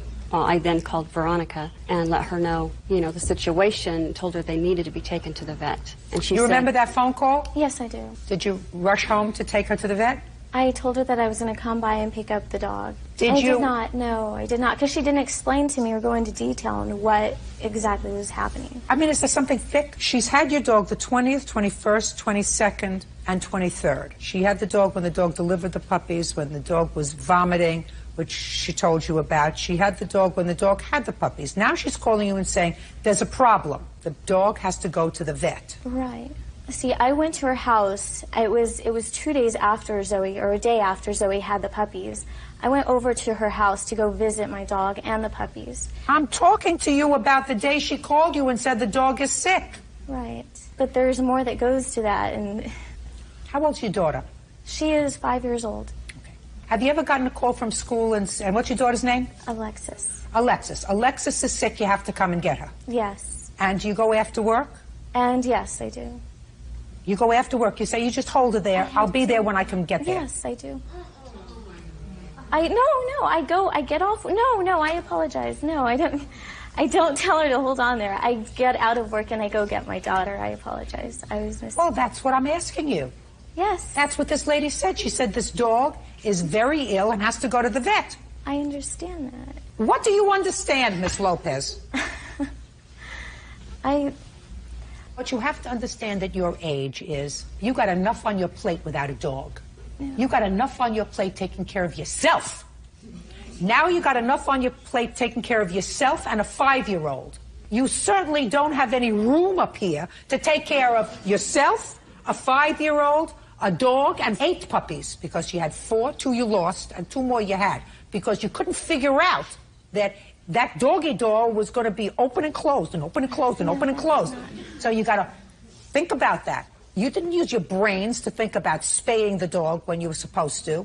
The dog got pregnant, had puppies. Because of your neglect, 2 died. So it would seem to me somebody in their right mind would say, listen, I better have this dog spayed now, or move to a house that didn't have a doggy door. Not you.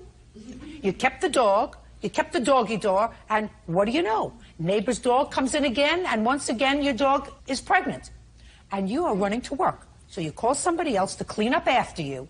Well, I was working, and she called me and she told me she had already taken her to the vet. No. This was after the conversation. No. You said, I'll be there. Right. Did you leave work? No, I did not leave work.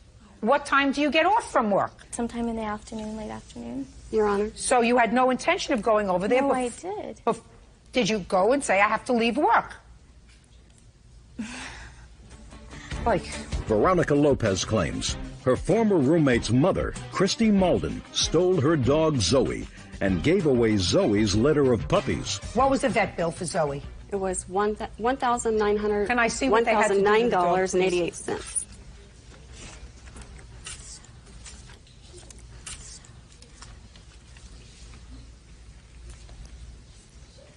Those are the doctor's notes. They had to give your dog an IV catheter replacement, fluid therapy, fluid additives, plasma transfusion. She had to have a dog was hospitalized, spayed. The dog was severely malnutritioned. A dog that is malnutritioned doesn't have 4 healthy puppies. My dog was well loved. Tuman may concern. Zoe is a 2-year-old female terrier. She had given birth 2 days prior. She had been vomiting throughout the day and was in a moribund state. She had a fever, a life-threatening low blood calcium, and had lost 1/2 of her red blood cells. Saving her life required 4 days of hospitalization, a blood transfusion, a plasma transfusion, and abdominal surgery to remove her uterus that was continuing to bleed postpartum. And I'm not denying any of that information. I know that my dog needed help. But the thing is, okay, the first day I went to Miss Malden's house to go look at my dog and the puppies, I saw that they were in good care. I did. I saw that they were in great care. And I mentioned to Heather, you know, for your mom doing, you know, this good deed and whatever, I want to offer her one of the puppies. The first thing that she mentioned was that my mom doesn't want one of the puppies, she wants Zoe. Well, because Zoe was the neglected one. Miss Lopez, listen to me very carefully, madam. Yes. Did you pay her the $1,000 that she spent at the vet? No, because I didn't have $1,000, and that was... Well, you didn't have $1,000. Where did she get $1,000 from? She didn't, and that's not... I told her, like, okay, after she mentioned that, the next day, the following day, after I had the conversation with Miss Malden at work, she told me she was going to take her to the vet, and I told her that I was going to go ahead and take care of it. I was going to take Zoe to the vet myself. A vet whose name you can't remember. Did you give her back the $1,000? She paid the bill. The answer is no. No. Good. Where are the puppies? I sold them after they turned 6 weeks old. Okay. How much did you get for the puppies? I got $300 for 2 of them, $200 for 2 of them, and then I sold Zoe for $300. Who did you sell Zoe to? I don't know who they were. I did screen the homes, though. I don't know if I believe that, Miss Malden. I don't, really. I don't. I read the complaint. I read your answer. Mm-hmm. And I am, quite frankly, sympathetic with your position. Mm-hmm. But legally, you had no right to sell her dog. You understand that? Yes. She has no right to have a dog. This is correct. She doesn't know how to take care of them. Right. She's neglectful. She has a very full plate. Mm-hmm. And she has no right to act irresponsibly. Right. She caused the death of 2 puppies. She almost caused the death of Zoe because of her neglect, and she was perfectly happy to have somebody else pick up the slack for her. She is not a person who's responsible enough to have a pet. Right. But that doesn't give you the legal right Mm-hmm. to dispose of her dog. So the only thing that I have to come up with is, what are Miss Lopez's damages? Because for every lawsuit, there has to be damage. Yes, ma'am. I've already decided that legally you had absolutely no right to dispose of her dog. Well, Your Honor... Don't say anything to me. Can I just... Miss Lopez, listen to me very carefully. I've just told you that the defendant had absolutely no right to legally But to she was sell your already dog. trying to convince me to give up my dog. Absolutely. Because you have no right to have a dog. No. Listen, I just told you, there isn't enough up here to take care of yourself. You have yourself and you have a 5-year-old daughter. You have no right adding to your plate a helpless animal that requires somebody else to do a little thinking for it, like spaying it so it doesn't become pregnant twice in 1 year, not taking puppies in out of the sun when it's 90 degrees outside, needs somebody else to think about taking care of them. You don't have that kind of time. I give you credit for working 2 jobs. I give you credit for being a single mom and taking care of a 5-year-old and working to take care of yourself. You have no right to have a dog. You don't have time. You don't have time to make that commitment. And the only thing is, I have to figure out what your damages were. She took over your dog. She had, on a dollar profit, she had $300 that she made, in addition to what she spent on your dogs at the vet. But she also took care of your dog and your puppies for 8 weeks, where you did zippo. No, I'm speaking zippo. Nothing. And as far as I'm concerned, her time in taking care of your pets have to be worth something. If your puppies were with you and you had to tube feed them for 2 weeks, you would have had to take off from work to do that. Otherwise, you would have neglected them and turned them over to your roommate who let 2 of them fry out in the sun, which would have been an unsatisfactory resolution. Judgment for the plaintiff in the amount of $1. That's all. Parties are excused. You may step out. I believe I was in the wrong for selling Zoe. My dog was well cared for. When I first got the dog, I cried because you could feel every bone in its body. It was fed. I was giving it all the care it needed. I gave her love. I took her to the groomer. Hopefully people learned from it. She had everything she needed to survive and to be cared for. Take care of the animals. They're defenseless. They can't help themselves.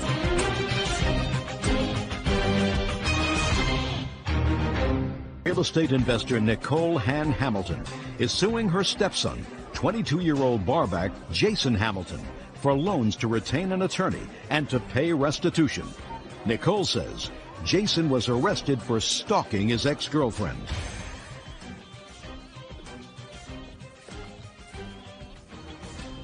Yeah, this is case number 28 on the calendar in the matter of Hamilton versus Hamilton. You're welcome, Judge. Parties have been sworn in, Your Honor. You may be seated, sir. Have a seat, please. Mrs. Hamilton, this is your stepson. Is this your husband? Yes. Oh, a little background. I gather from your complaint and your answer that you were divorced. Yes, ma'am. From his mother. You can step up here, sir. And for most of his life, you'd had very little contact. That's correct. More recently, you contacted him, or you contacted your father. Which way? I contacted him. Son contacted you, and you began to build a relationship. Now, Jason has had a troubled adolescence. Is that a fair statement, Jason? Yeah. And it is your claim, Mrs. Hamilton, that your funds were used to help Jason out when he got us into some trouble with the law. Yes. For an attorney, for restitution payments, and at that time he was in fact living with you. Yes. To live with you. Jason says that the lawyer was your idea. He was perfectly happy with the public defender, and that the restitution he has paid for by working it off while he was living with you. Yeah. So I'm going to start with you, Jason. How old are you? 22. What were you in trouble for, Jason? Aggravated harassment and stalking in the fourth from my ex-girlfriend. Okay, so let me hear about the first loan that you claim for his lawyer. When we bailed Jason out on September 18th of last year, Jason was not happy with his public defender at all. He verbalized this to both my husband and myself. What did he say? He said he didn't feel that he was going to fight for him. He felt that the public defender just wanted him to plea out to anything and get the case over and done with as quickly as possible. And Jason did not want to do that. He wanted to fight it. He didn't want to be charged, and he didn't want to violate his parole from his previous court case and actions on that. What were you on parole for, Jason? Arson. What burned down, Jason? Garage. Go ahead. On his first court date after he was bailed out, we went and got him an attorney. Who's we? My husband and I. Go ahead. After that, as far as with the restitution, initially he had to live with us as part of us bailing him out. And when we decided we were moving out of the area, he was given the option to move with us or stay in the area, and we would figure something out and work it out. He decided that he did want to move with us. So my husband and I paid that restitution from his previous case in order to free it up. Case? Yes. Okay. And then the other part of the restitution was for the current case. After everything was settled, there was $100 restitution. So you pled guilty. You pled guilty in the current case involving your ex-girlfriend. Right. I couldn't afford the lawyer anymore, so I had no choice. And I can't... Were you at that time that the matter was scheduled for trial still living with your father and stepmother? No. Did you ever pay the lawyer any money? No. So it was just a $1,000 retainer that you paid the lawyer? Correct. Yes. That was after Jason moved out, after Correct. you had the altercation in your house with him? Yes. Mrs. Hamilton, so far I haven't heard anything about a loan. Before Jason was bailed out, on the phone conversations, he was informed that anything that was pertaining to this legal case was a loan and was to be paid back. That was one of the conditions of him being bailed out. Jason made comments about how he was not like his sister, who also we had a problem with before that. He was not like his sister, and he would pay us back that money. That was said numerous times, and at the end of Jason's stay in our house, because everything was a loan, I had him sign a promissory note. Well, I know Jason says that note, you sort of forced him to sign the note because you said you were going to have his bail revoked if he didn't sign the note. That okay, was not Jason, how it was well, I'm going to worded. turn over to you now, Jason. When I was on the phone with them before I was bailed out, I was not told that it was a loan. I'm sorry, that's wrong. I moved in with them. I did not know I was going to move in with them. I thought they were going to bail me out, take me home. But instead they brought me to their place, worked for them. My work would be to pay off whatever I did. Well, what kind of work did you do, Jason? I helped him, their construction business. What did you do? Labor. It was, unload the truck, load the truck, help my father, stuff like that. As far as me with my restitution, like I said, I never asked for the money. I never asked for any of it. I just simply said, when they went to pay it, I said, you don't have to do that. They said, oh, no, don't worry about it. I said, No, okay. that's not what parents say, Jason. They don't use the word, oh, don't worry about it.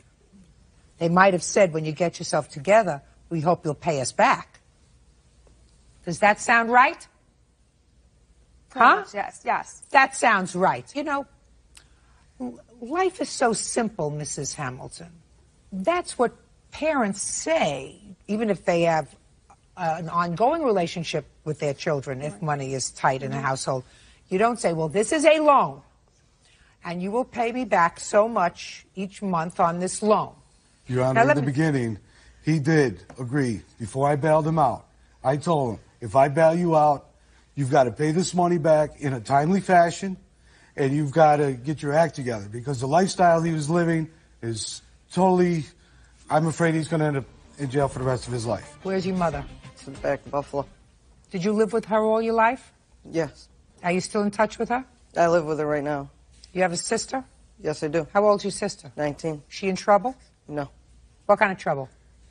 Well, when we had her with us, she steals, she lies, She's never been to jail, but she is a very emotionally troubled person, and she's been in and out of, she was in a group home at one point. Jason, tell me about the conversation you had with your father about the lawyer, about the public defender. I was going to get a new PD to begin with, because the guy that was representing me, he just didn't know what he was talking about. He had no clue.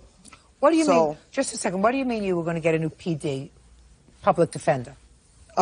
You think that they give them out if you don't like one, you get a chance to get another one? Well, that's what they were going to do. When I got rid of... You live in a very good jurisdiction.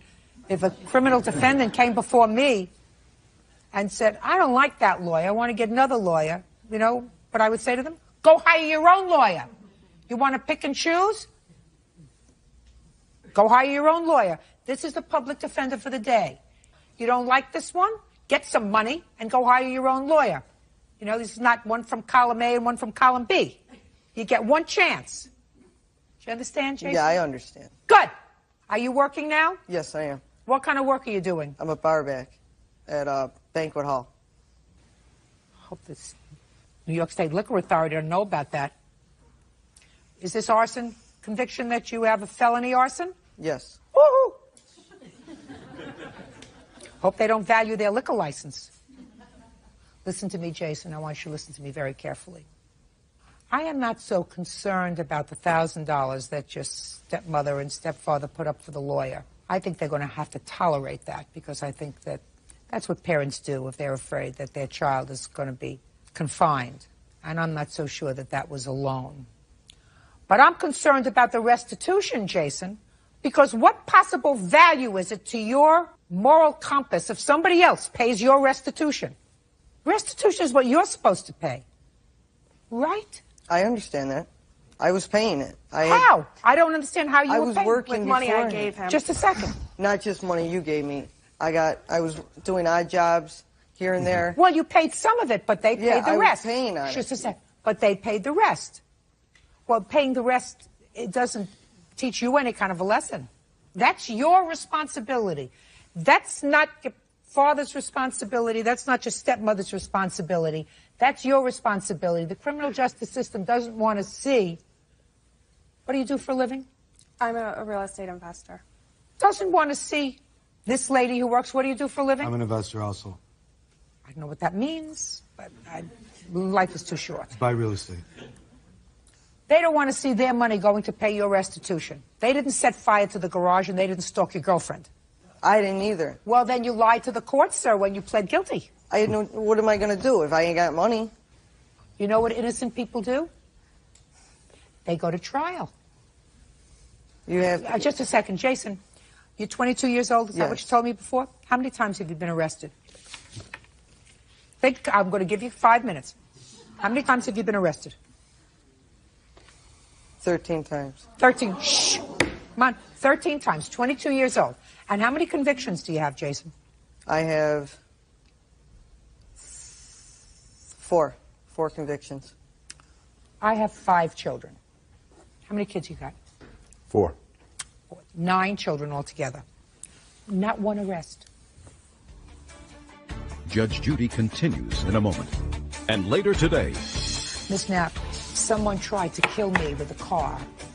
I wouldn't get into bed with them for a deductible or anything else.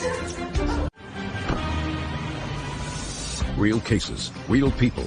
Judge Judy. Nicole Han Hamilton says her stepson, Jason Hamilton, owes for loans to retain an attorney and to pay restitution. Nicole says Jason has been arrested for arson and stalking. You've been arrested 13 times. That cannot all be a mistake. The 4 times that you were convicted is not a mistake. The last 2 times that you pled guilty, I mean, you know the system, evidently. You're smart enough to know the system, that if you want a new PD, all you got to do is stamp your feet around, say, I'm not getting good representation. What you're supposed to do is not do things that get you into any trouble. Do you understand? I know that. Okay. And if you didn't learn the first time, and if you didn't learn the second time, the 10th time, you should have learned. By the time you got to the 12th time, it should have been bells go off in your head. Now you're at unlucky 13. Jason, you're 22 years old. You want to die? No. You don't care? No, I care. I'm working now. I'm going for my GED. I have my life on track. Good. That's then what pay your restitution. The lawyer, it's yours. I just wanted him to learn a lesson. He's going to pay his restitution. Judgment for the plaintiff in the amount of $695. That's all. Thank you, Your Honor. Parties are excused. You may step out. I look at them as just white trash. What are they going to do? Sue their own son when he hits 18 for all the stuff that they paid for him? As people can see, he's a punk. He'll always be a punk. I wash my hands with him. I got a beautiful 14-month-old son. I'm doing it right this time. Smoking pot. I'm in probation. I don't want to get involved in no pot. He's the one that smokes the pot, and I told him I didn't want it in my house. I don't have a father. That's the way I look at it. I'm here to guide you and show you the proper way. If you don't want to do that, I'm done. And now the next case. All parties in the matter of Knapp versus Wheeler. Step forward. Delivery truck driver Barbara Knapp is suing her ex-boyfriend, steelworker Claude Wheeler, for purposely driving her van into a ditch. Claude claims he swerved to miss a deer. Ms. Knapp, it is your claim that Mr. Wheeler, who used to be your boyfriend, wrecked your car. Correct. And in addition to the damages to the car, you want some money for pain and suffering. I don't know what pain and suffering you want. You'll, I'm sure, explain it to me. Tell me about the day of the incident. Okay, on December 28th, I do believe, we went grocery shopping, stopped at a bar and had a few drinks and was coming home and... Okay, what time did you get to the bar? 8 o'clock. 8 p.m.? 8 p.m. And how long did you stay at the bar? Oh, possibly an hour maybe. No, not that long, because we had groceries in the car, so about an hour then, say. Is that right, sir? Correct. Okay, stopped at a bar, groceries in the car, went home, on your way back to the grocery.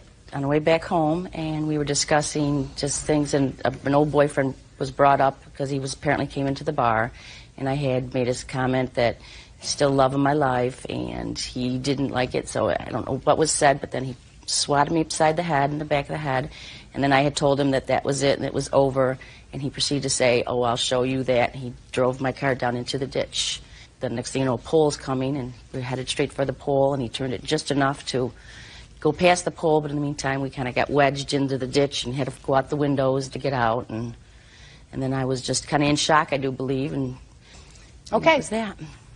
Well, we were driving home that night. We had a few drinks, and we were arguing, and I was looking at her. Try looking at me. I don't recall slapping her upside the head or striking her.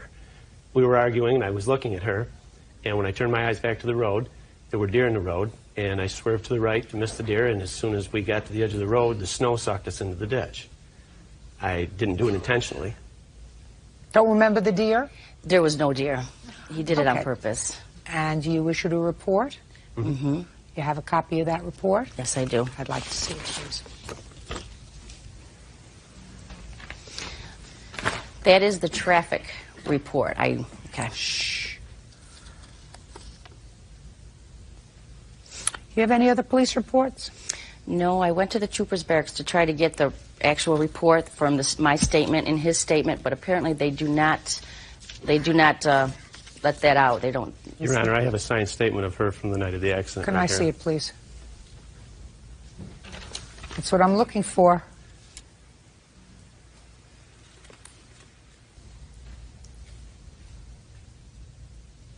Well, you did sign a statement on the 28th of December, Ms. Knapp. Okay. You didn't say anything about him purposely damaging your car. You say at about 2 or 3 o'clock, my boyfriend was at my house. He had a margarita, which was left over from last night. At about 7 o'clock, we went grocery shopping at Wegmans and then went to Jit's Bar for a couple of beers and pool. He had 2 or 3 beers there. Then we started home.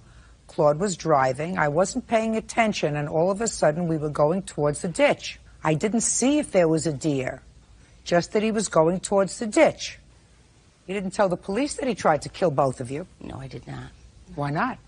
I just was still in shock from all of it, and I just didn't. I just was going to go with the story with the deer because I just was in shock because that's what he wanted me to say, and I just didn't. What happened?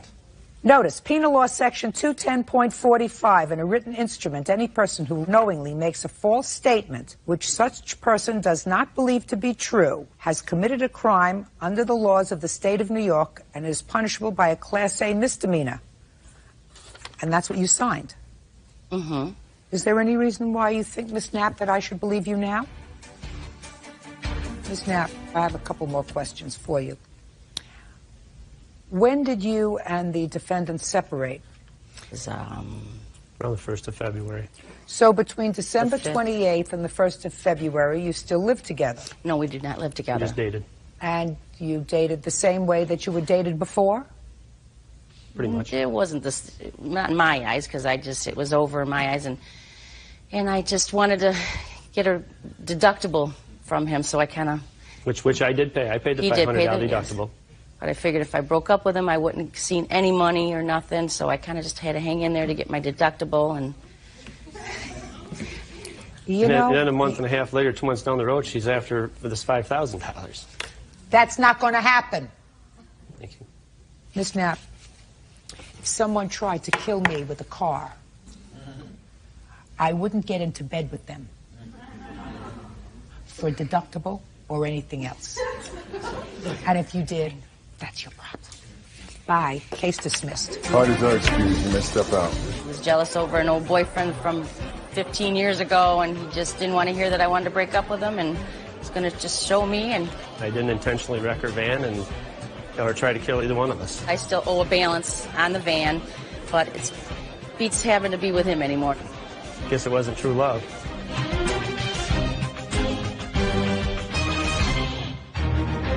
Parties on Peters versus Peters. Step forward, please. 30-year-old exotic dancer Kelly Peters and her husband of 6 years, Christopher, are going through a divorce. They have come before Judge Judy to settle their disputes over a car, a cat, a dog, and their intimate home video. Order. All rise. Quiet in the courtroom, please. All rise. Yeah, this is case number 60 on the calendar in the matter of Peters versus Peters. Judge, the parties have been sworn in. You may be seated. Thank you. Well, Mr. and Mrs. Peters, you've been married for 6 years and you're in the process of divorcing. According to your papers, I think that you've both agreed that your marriage is going to be over, despite the fact that I get some sense in these papers that you still care about each other, that your lives are going in different directions. And you come before me today because there is certain property that you have agreed to permit me to resolve with regard to the issue of ownership. Correct? Yes, ma'am. And once those issues of property are resolved, then the divorce process will be a relatively easy one. Yes. Yes. Take a deep breath. Are you nervous? A little. Okay. Mrs. Peters, according to your complaint, there are 3 items at issue. Right.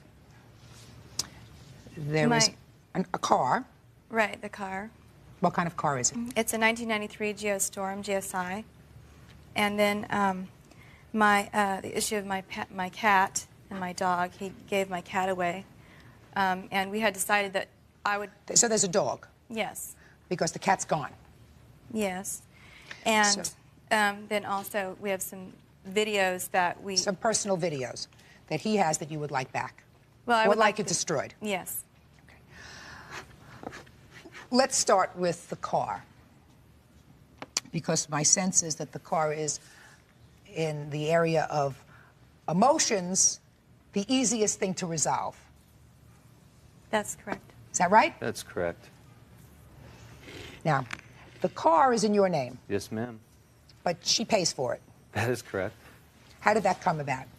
Because when Chris and I had moved to California together, for a while he wasn't working, and I had paid some of his car payments, just 2 of them, so that I was afraid he was going to leave me if he couldn't pay his bills and I go back to Colorado, and I didn't want him to go back, so I paid that. And then I got sick afterwards, and I got really behind on my bills, so my car got repossessed, so I ended up filing for bankruptcy. अस्सलाम वालेकुम, मैं ज़िशान नवाज, आप देख रहे हैं top 7 star. आज का vlog शुरू होता है। चलो तो चलते हैं, आ जाओ।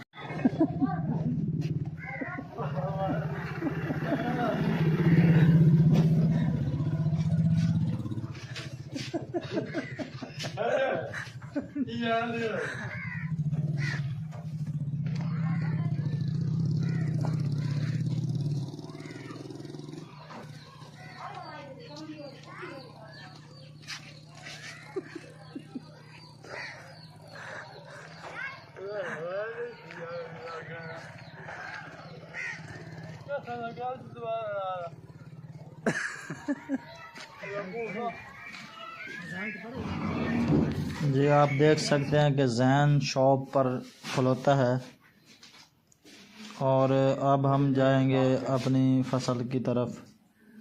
देख सकते हैं ये हमने थूम बीज रखा है। ये थूम ना बहुत अच्छा है। पिछली मर्तबा हमने ना 1 कनाल गाड़ी थी, अब ज़्यादा गाड़ा है। ये हमारा सोलंग है और इससे आगे ये शहद वेला है। ये 775 गाँव बे रहता है। उसके मने सिलाब आ गया था, इसलिए इधर आया हुआ है। तो ये आगे आप देखें, ये सोलंग के साथ साथ जो भी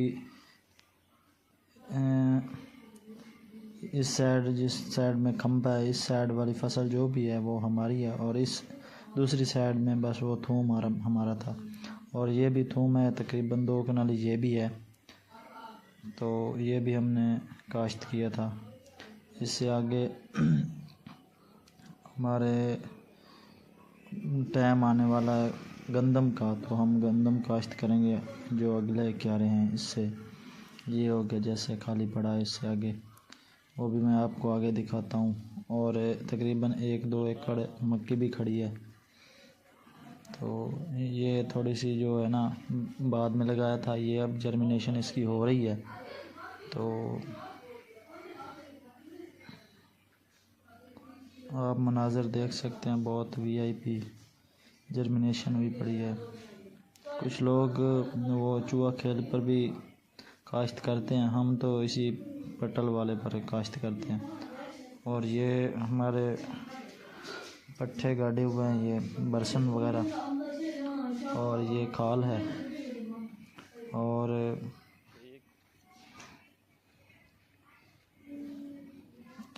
ये हमने मकई ना वो काट ली थी और उसकी जहाँ ये ज़मीन छोड़ दी है, ये इधर हमने गंदम काश्त करनी, फिर इकट्ठी करेंगे सारी।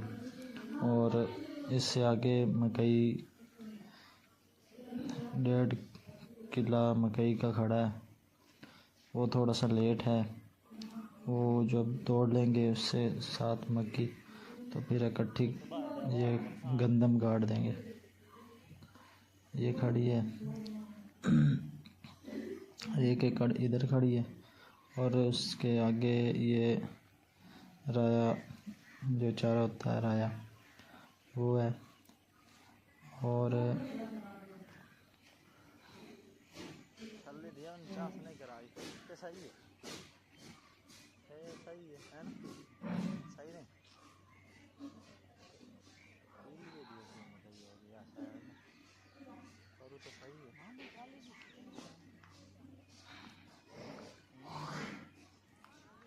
ये राया है और ये ना वैसे जगह खाली पड़ी थी तो हमने राया फेंक दिया और चारा हो गया कुछ।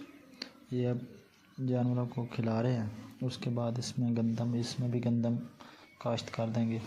और इससे आगे ये मक्की खड़ी है सामने।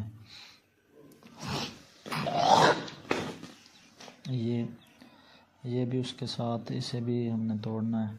ये थोड़ी सी लेट है तो इकट्ठी फिर गंदम इकट्ठी काश्त करेंगे। तो ये आज का व्लॉग था। इस चैनल को आप सब्सक्राइब करो। इसी तरह बेहतरीन व्लॉग जो रियल व्लॉग होंगे वो इस चैनल पर अपलोड होंगे। तो इस चैनल को सब्सक्राइब कर लो और वीडियो वॉच की करो। बेहतरीन ये रियल व्लॉग है, इसमें कोई झूठ वाली बात नहीं है। ये रियलिस्टिक व्लॉग है बेहतरीन। ऑन गिल्ला है पका लो 50 मन तो हो भाई, हो ना भाई कि नहीं होंदा। साढ़ा वो बिगा सही है। दो कनाली माड़ियां ना, दो कनाली बड़ियां हैवियां। वो छली नहीं रलदी कहन वाली साडी।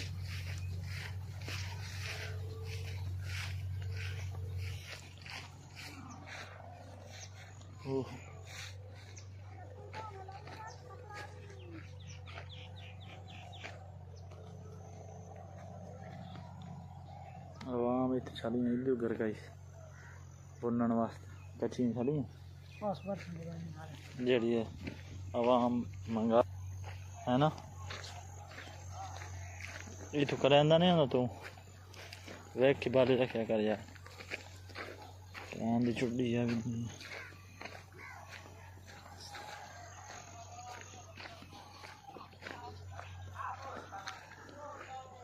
सूरज बरसन है बरसन बरसन खाते ना जिमें बंदे पुलाव खाते।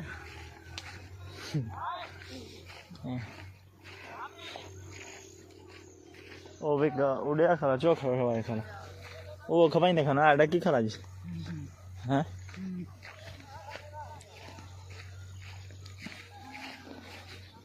तू गया नाल फैसले दे अग्गा गल लगा हैं कमरे ये थला गई के हिके मोटरसाइकिल नहीं कार मोटरसाइकिल घर खलार में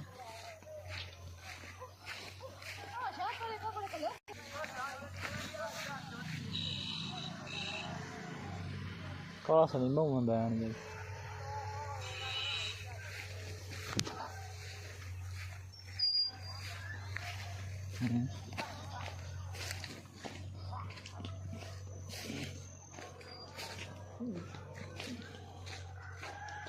तो जंगल में गई तो 400 मन आराम न हो गया।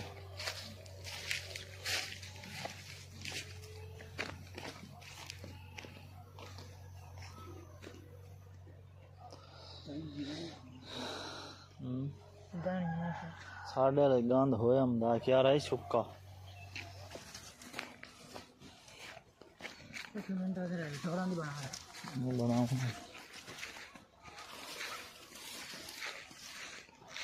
सुक्की खाली थी 850।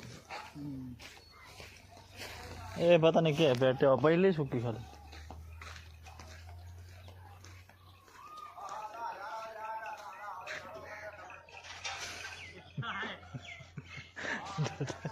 तो टक्कर लग गया। हट भी जा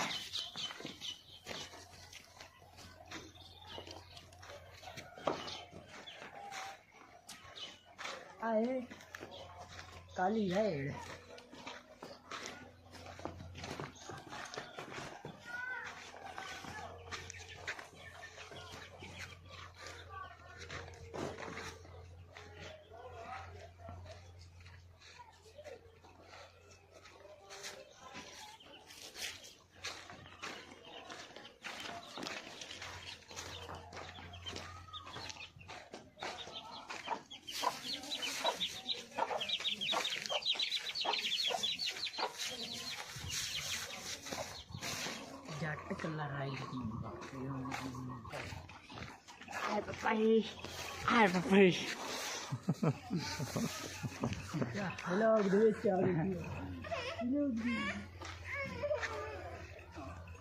कुकुर चेक करो कुकुर बाकी गला बाहर है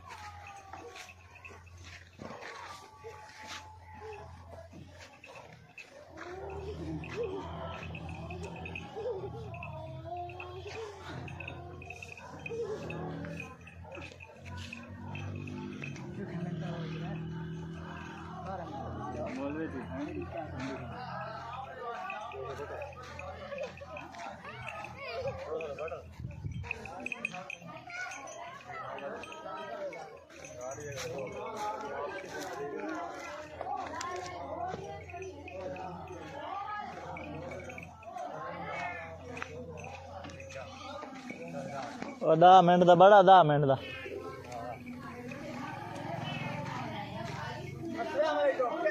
चल पर हां 10 मिनट गल्लां केड़ी करनी बैन जेड़ी ले हां हां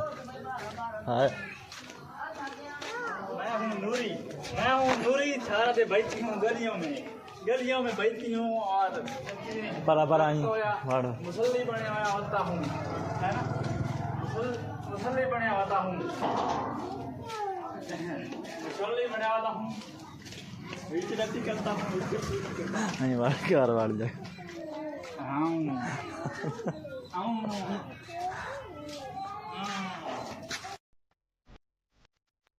रोमू भाइयों सिस्टम कर रही है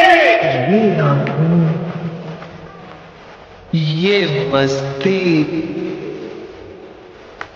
ये आंधी ये मस्ती ये पलके ये कागल ये जुल्फे ये खुशबू ये जूडी ये आयल मत आया मत आया मत आया मत आया मत आया मत आया मत आया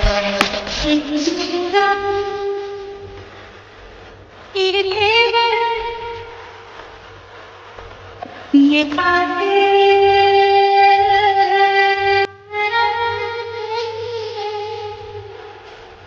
ये प्रेमी ये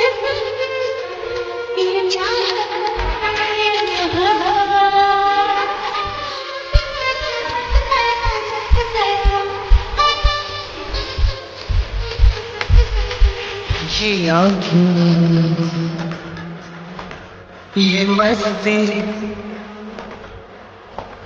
ये पलके ये पलके ये पलके ये पलके ये कागल ये कागल ये कागल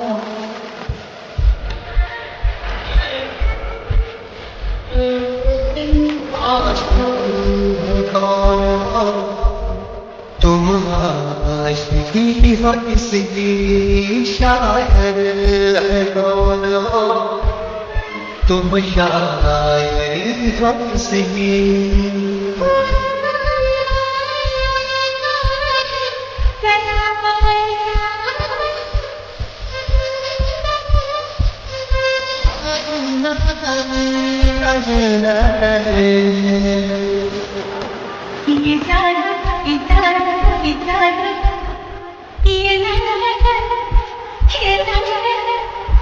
ये जलवा ये जलवा ये जलवा ये जवानी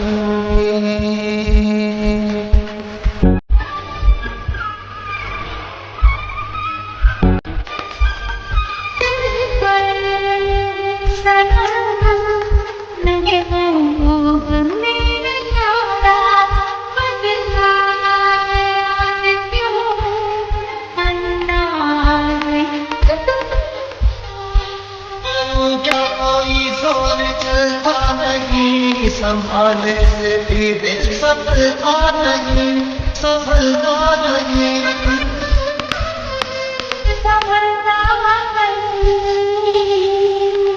ये मौनी ये सावन ये बहार मौसम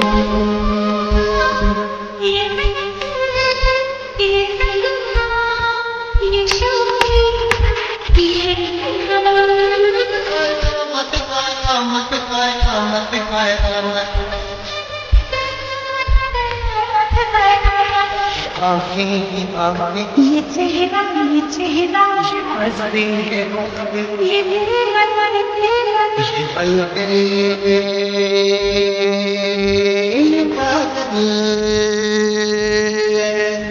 ये जुल्फे ये खुशबू आए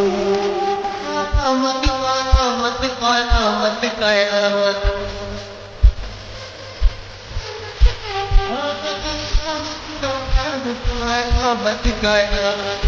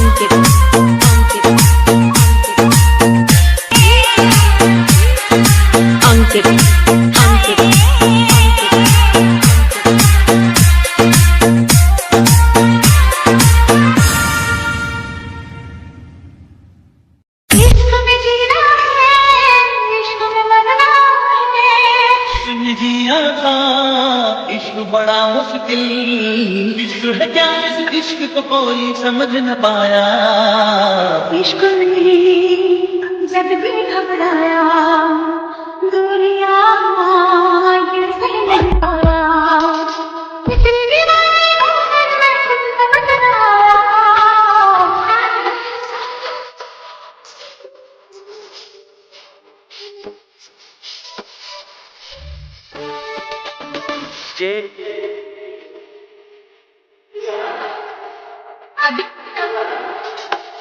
आदित्य इश्क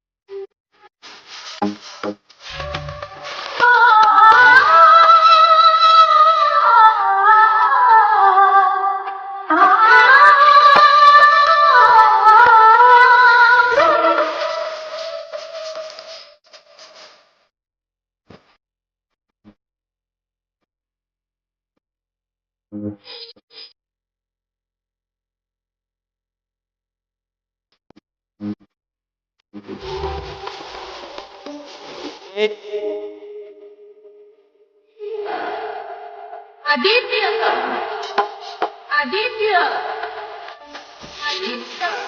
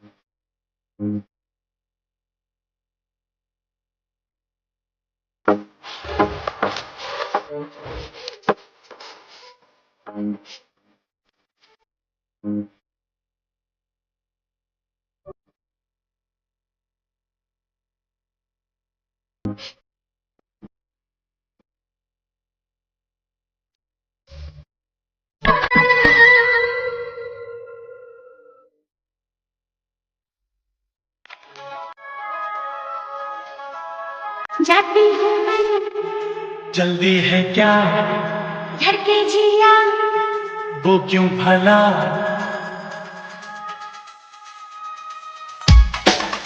जाती हूँ मैं जल्दी है क्या घर के जिया वो क्यों भला खुशी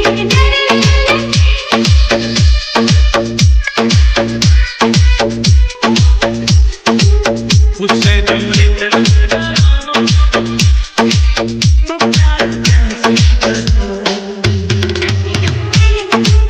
जल्दी है क्या घर के जिया वो क्यों भला खुशी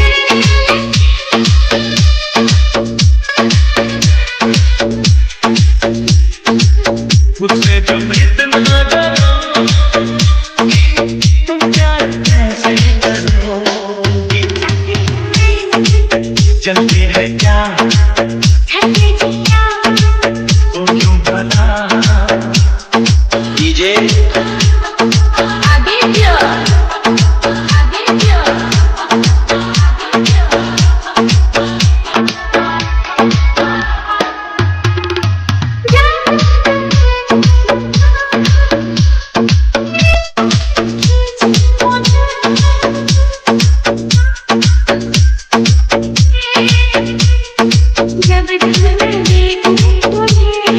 कदम भटक जाएंगे ये क्यों तुमने सोचा क्या मेरी चाहत पे भरोसा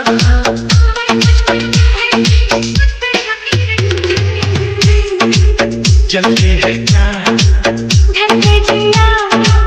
वो क्यों भला खुद से ही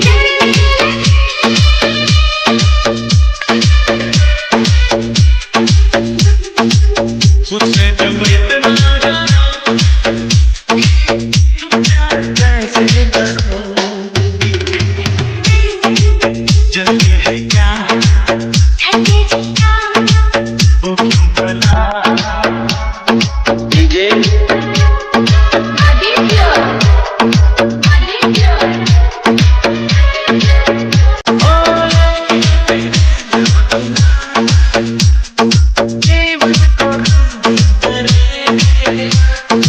आँखों में तुझको भरेंगे कल तक नहीं जी सकेंगे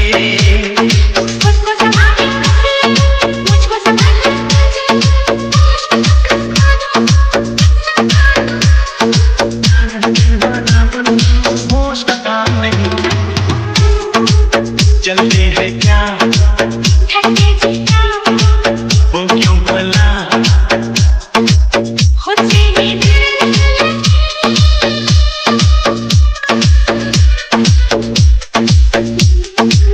तुझसे तुम प्यार कैसे करोगे जल्दी है क्या वो क्यों भला ना ना ना ना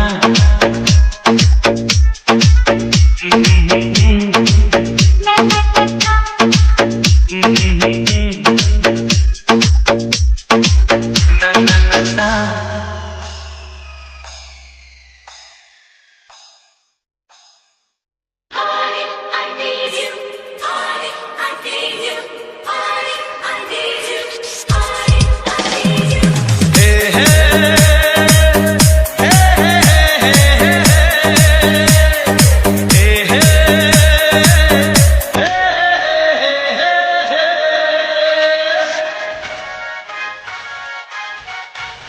हर किसी के दिल में एक लड़की का ख्याल रहता है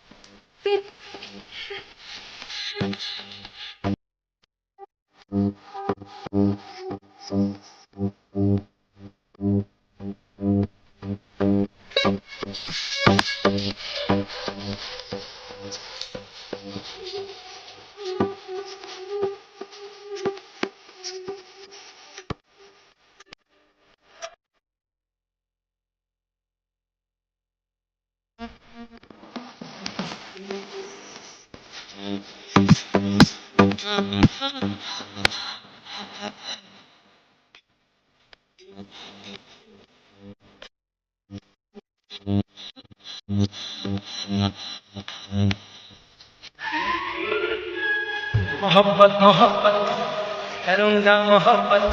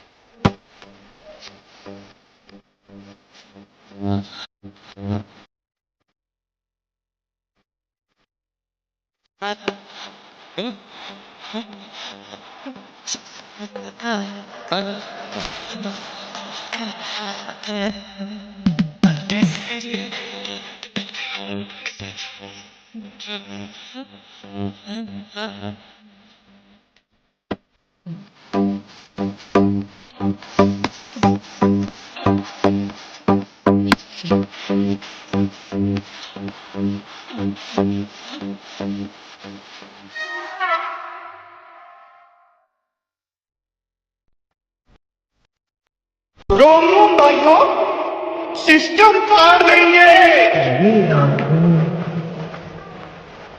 ये मस्ती ये आंधी ये मस्ती ये पलके ये काजल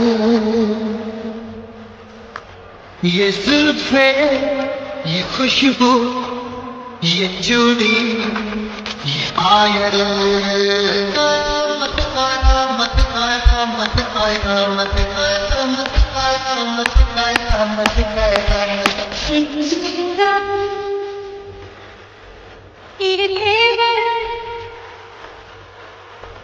ये काटे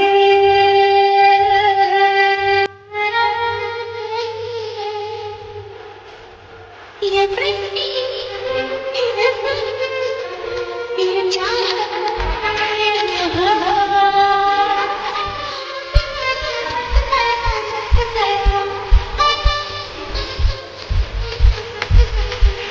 ये आँखें ये मस्ती ये पलके ये पलके ये पलके ये पलके ये काजल ये काजल ये काजल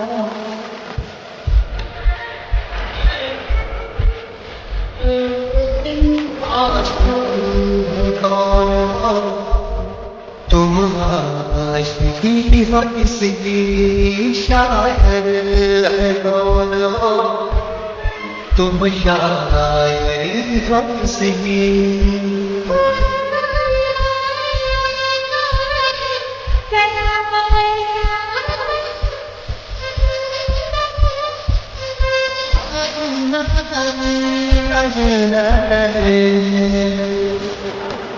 ये जादू ये जादू ये जादू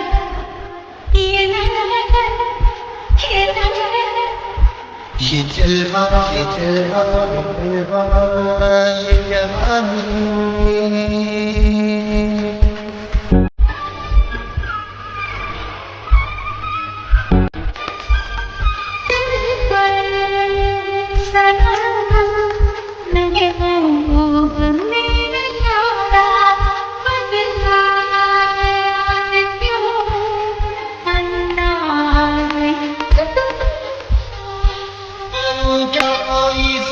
जवानी संभाले से भी दिल सफलता नहीं सफलता नहीं सफलता नहीं ये मौनी ये सावन ये बहार मौसम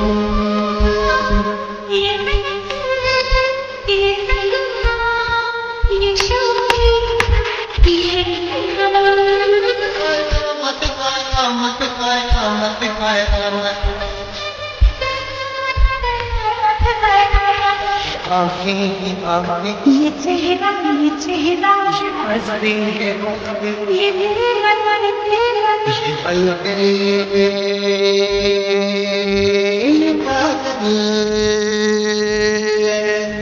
ये जुल्फे ये खुशबू आए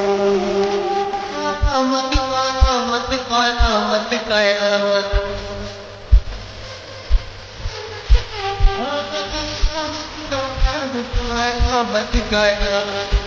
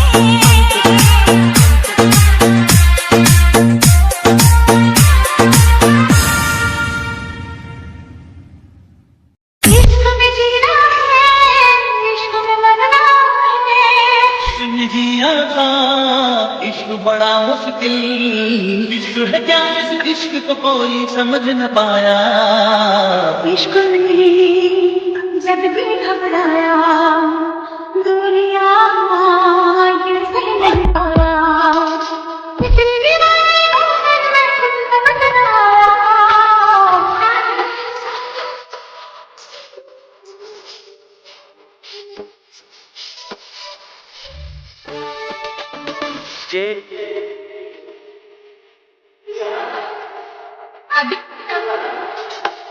आदित्य इश्क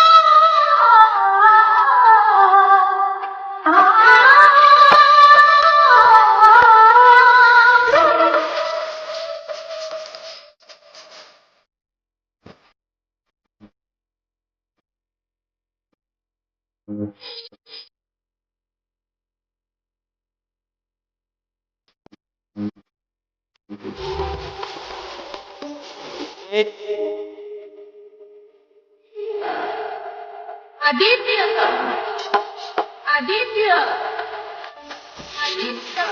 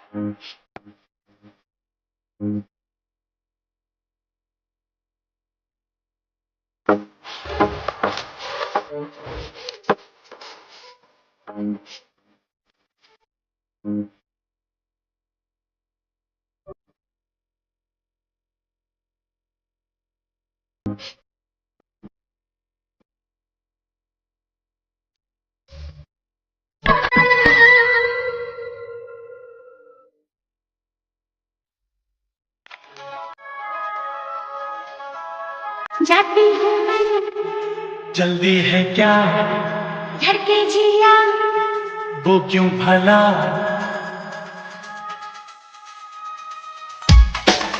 जाती हूँ मैं जल्दी है क्या घर के जिया वो क्यों भला खुद से ही डर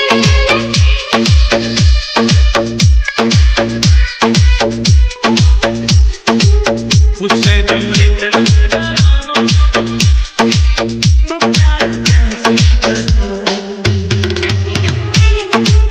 जल्दी है क्या घर के जिया वो क्यों भला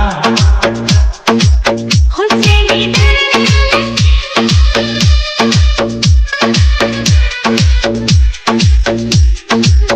मुझसे तुम इतना डरो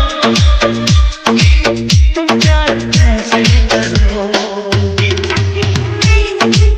जल्दी है क्या घर के जिया वो क्यों भला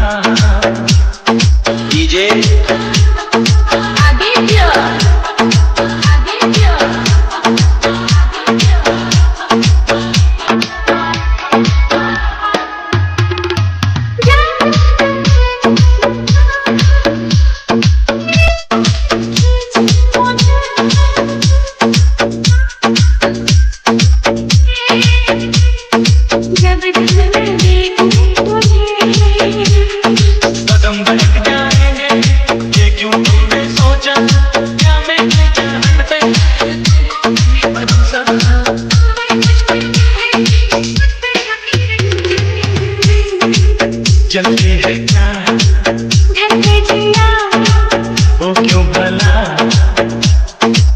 खुद से ही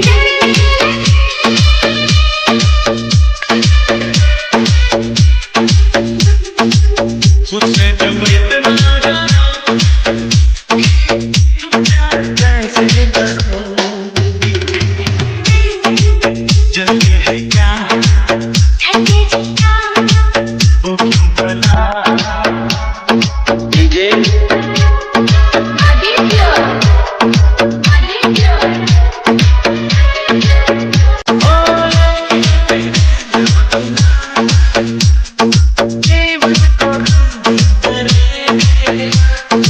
आंखों में तुझको भरेंगे कल तक कभी जी सकेंगे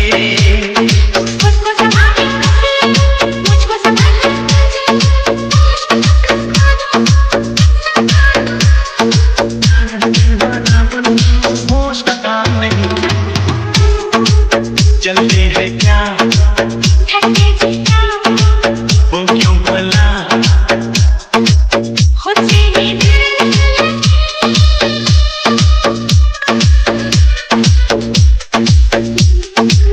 खुद से तुम प्यार कैसे करोगे चलते हैं क्या वो क्यों भला ना ना ना ना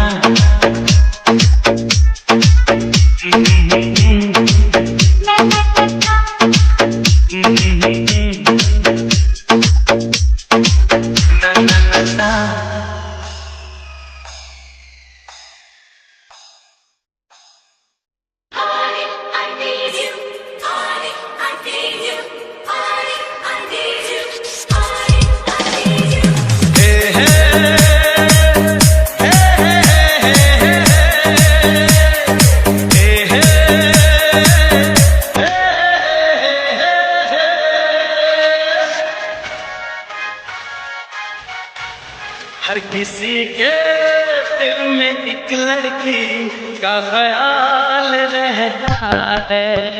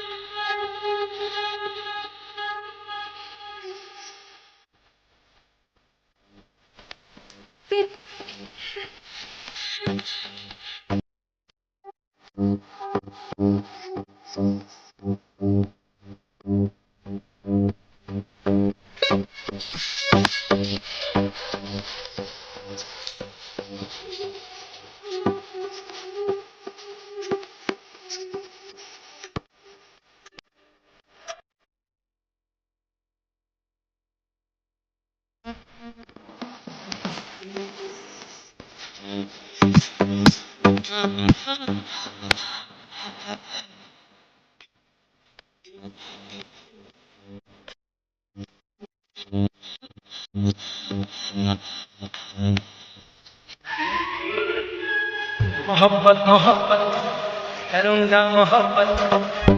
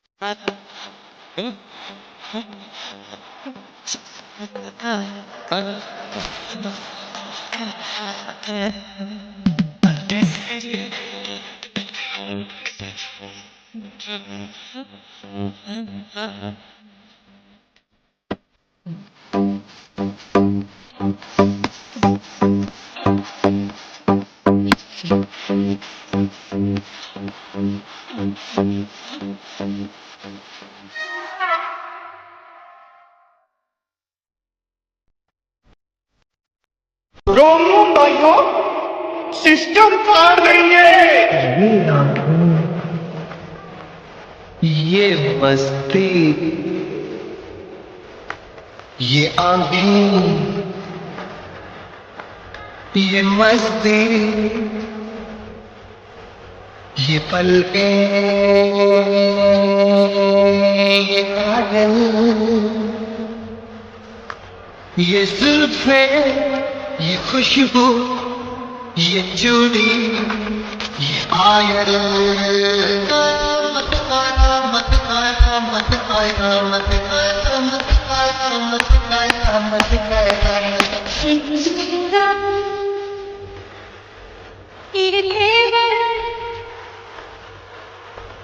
ये बातें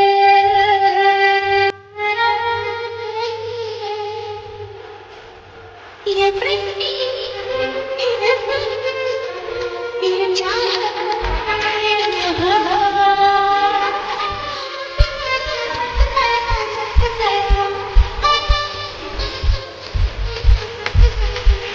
ये आँखें ये मस्ती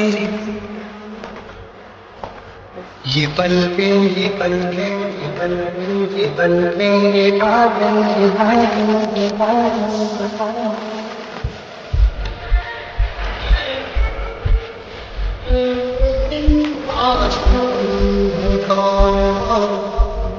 तुम आशिकी हो इसलिए शायर हो तुम शायर हो इसलिए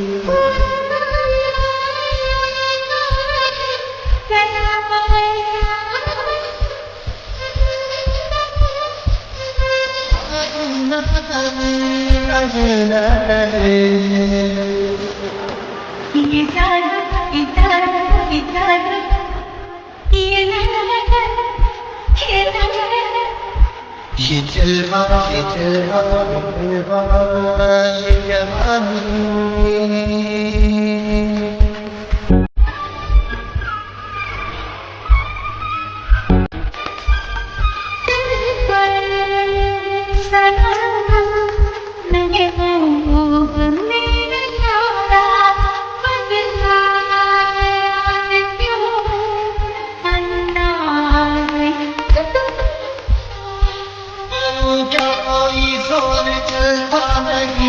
संभाले से भी दिल सफलता नहीं सफलता नहीं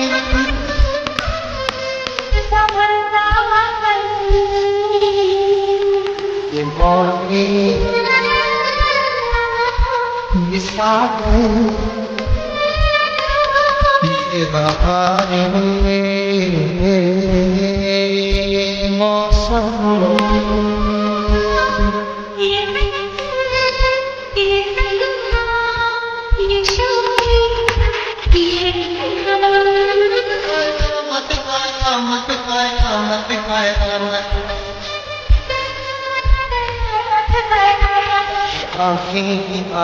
ये चेहरा हंसती है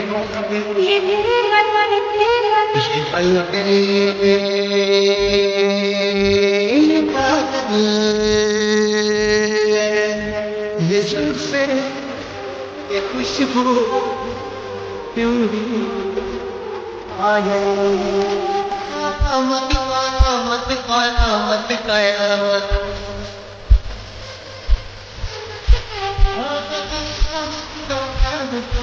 मत